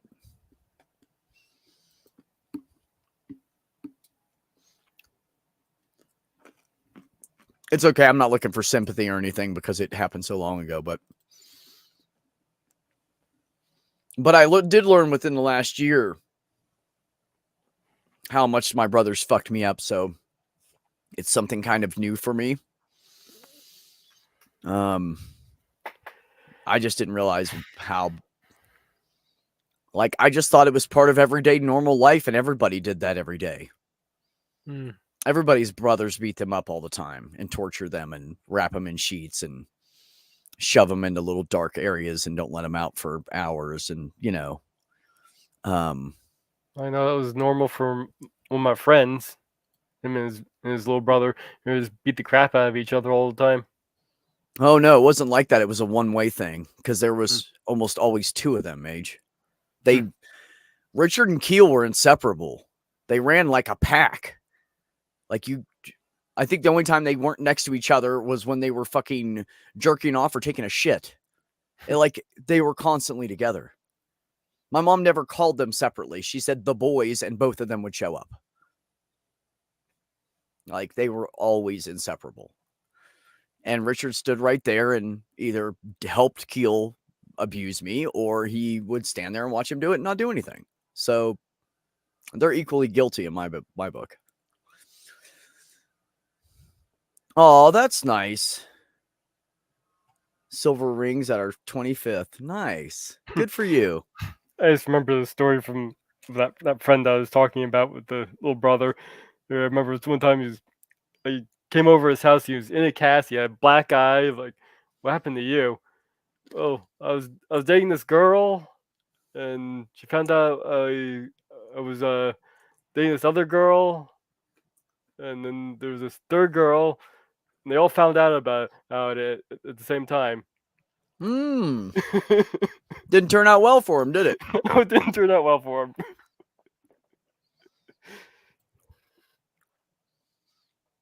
That is a nice gift. That's great. I'll never be able to do that. Never be able to say, oh, I was married for 25 years. I won't be able to live that long. Yeah, he did some dumb shit. He joined 2 gangs at the same time. Street gangs. Yeah, that's a serious no-no. That'll get you killed. Yeah. He's lucky they didn't find out. He eventually turned his life around. He ended up having a daughter, and that turned his life around. He stopped doing a lot of the dumb shit. Yeah. Sometimes we just need a smack in the side of the head. I'm only 22 minutes late, and I left an hour early. Roads? Snow? Idiots? I don't know. Common traffic? Crystal said, yeah, Mage, that is dumb. Yeah, it was. Yeah. That is dumb. And by the way, 22 minutes late is usually within their window. Although they Some of them are like harder about it and say 15-minute window, but some of them give you a 30-minute window for being late. So not bad. I used to be always early, but I was like fanatical. I only stopped when I had to, and I never like stayed longer than I needed to. I didn't like pull into the truck stop for fuel and go park it. I would literally like go take a piss, grab some things from the truck stop, go up front to get my ticket, pay for my shit, and get the fuck out. I'd be in and out of the place in like 15, 20 minutes if there wasn't a line at the pump.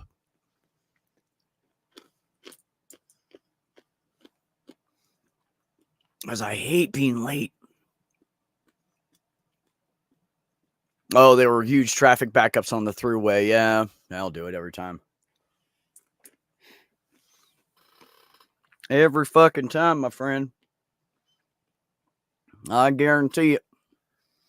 That's why I like to get jobs where I'd like to get loads where you did a drop and hook and you could just leave it at any time and grab an empty trailer and leave, and somebody would sign for it and sign your paperwork and you just take off. I love those loads because I get there like 2 hours early, 3 hours early, whatever. So I was always trying to stay ahead of that window that I had. So I was making more money than the modicum amount. You know, I would make a little extra by the end of the month or whatever.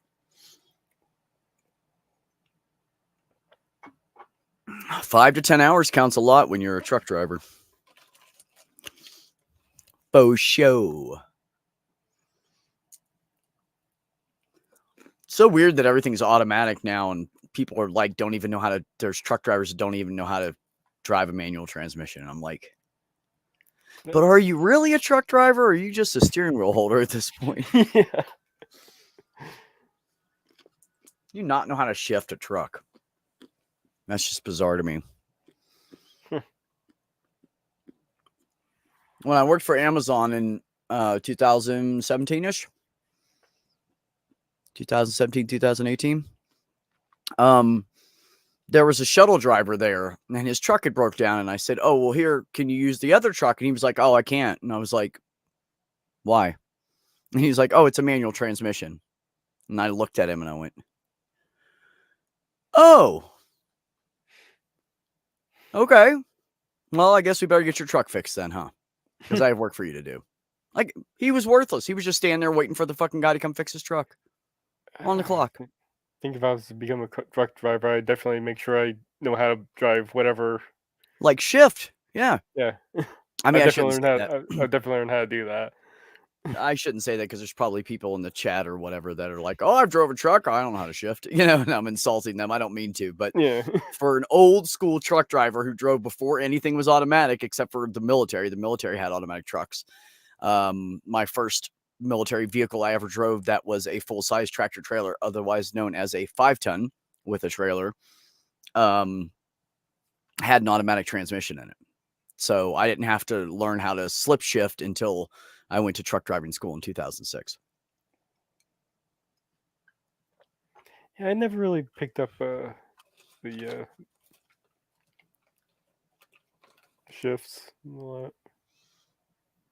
My dad had a truck that used that, and I was able to drive it around a little bit, but I didn't quite get the knack of it. Yeah. No, I mean, I grew up on learning a stick. My mom had an automatic at some point. Oh, her station wagon was an automatic. When the station wagon died, my grandfather gave her a big 4-door car. It was like a lead sled. We called it the lead sled. And then when my brother Richard wrecked that car, because he wasn't fucking paying attention to what he was doing, and he was trying to go around a corner too fast. And anyway, and he hit the side of the fucking cliff and shit, fucked the car up. Mom bought a little car that was an automatic standard. So by the time I was old enough to drive, there was no automatic in the family anymore. So I just ended up, we had an old beat up, like farm use little Nissan Datsun pickup.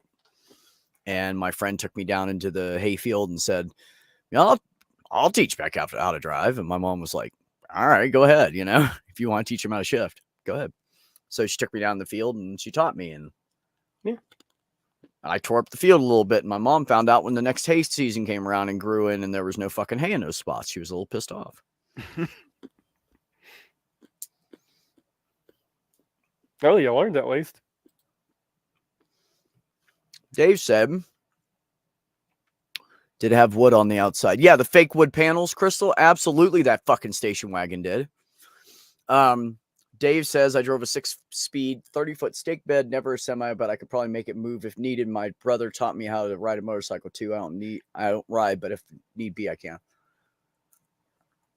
The hardest thing about driving a tractor trailer is you don't push the clutch in once to shift. You push it in when you remove the shifter. You push it in again when you slip it back in. So to avoid that, you can watch your RPMs and you can slip shift it, which is how I drove. If you told me to get in a truck and fucking double clutch, I probably couldn't do it anymore because I haven't double clutched since I was in school in 2006. As soon as I passed that test, I stopped double clutching. And someone said, you don't know how to slip shift? And I said, nope, not yet. You want to teach me? And they were like, sure, it's easy.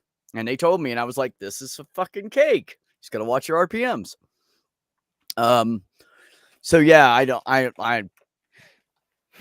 no, it's a pain in the ass to do that twice with your leg every time you change gears. So people just learn to slip shift. And the funny thing is I would come home, and at the time I had just got a little Suzuki Samurai, and it was a stick and had 4-wheel drive and shit. It was a good little, like, in Pennsylvania vehicle. It would go just about anywhere, and it had 4-wheel drive, and it was really cheap on gas. So anyways, I had one of those little Suzuki Samurais, and I got home, and I got in it and started driving and realized I was slip shifting my fucking Suzuki Samurai like it was a tractor trailer. Didn't make any noise, though. It didn't like or anything, so I did it right. So you can do it, but you better be on point with that shit, with that motor. And really, it's just a trick of learning the sound of the motor. And watching your RPMs, of course. If you don't have an RPM gauge, it'll be harder to learn. So. All right. Well, Mage, I think we're going to end this. All right. So, yeah. You have anything coming up? Anything fun? No, not really. I'm still sitting here trying to figure out what I'm going to do for the next video. Okay. Any ideas yet? Not really. No, maybe that one with math.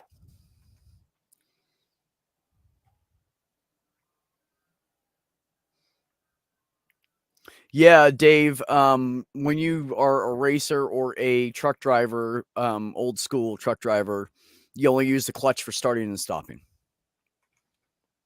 And reversing, of course, but that's still a stop and a start.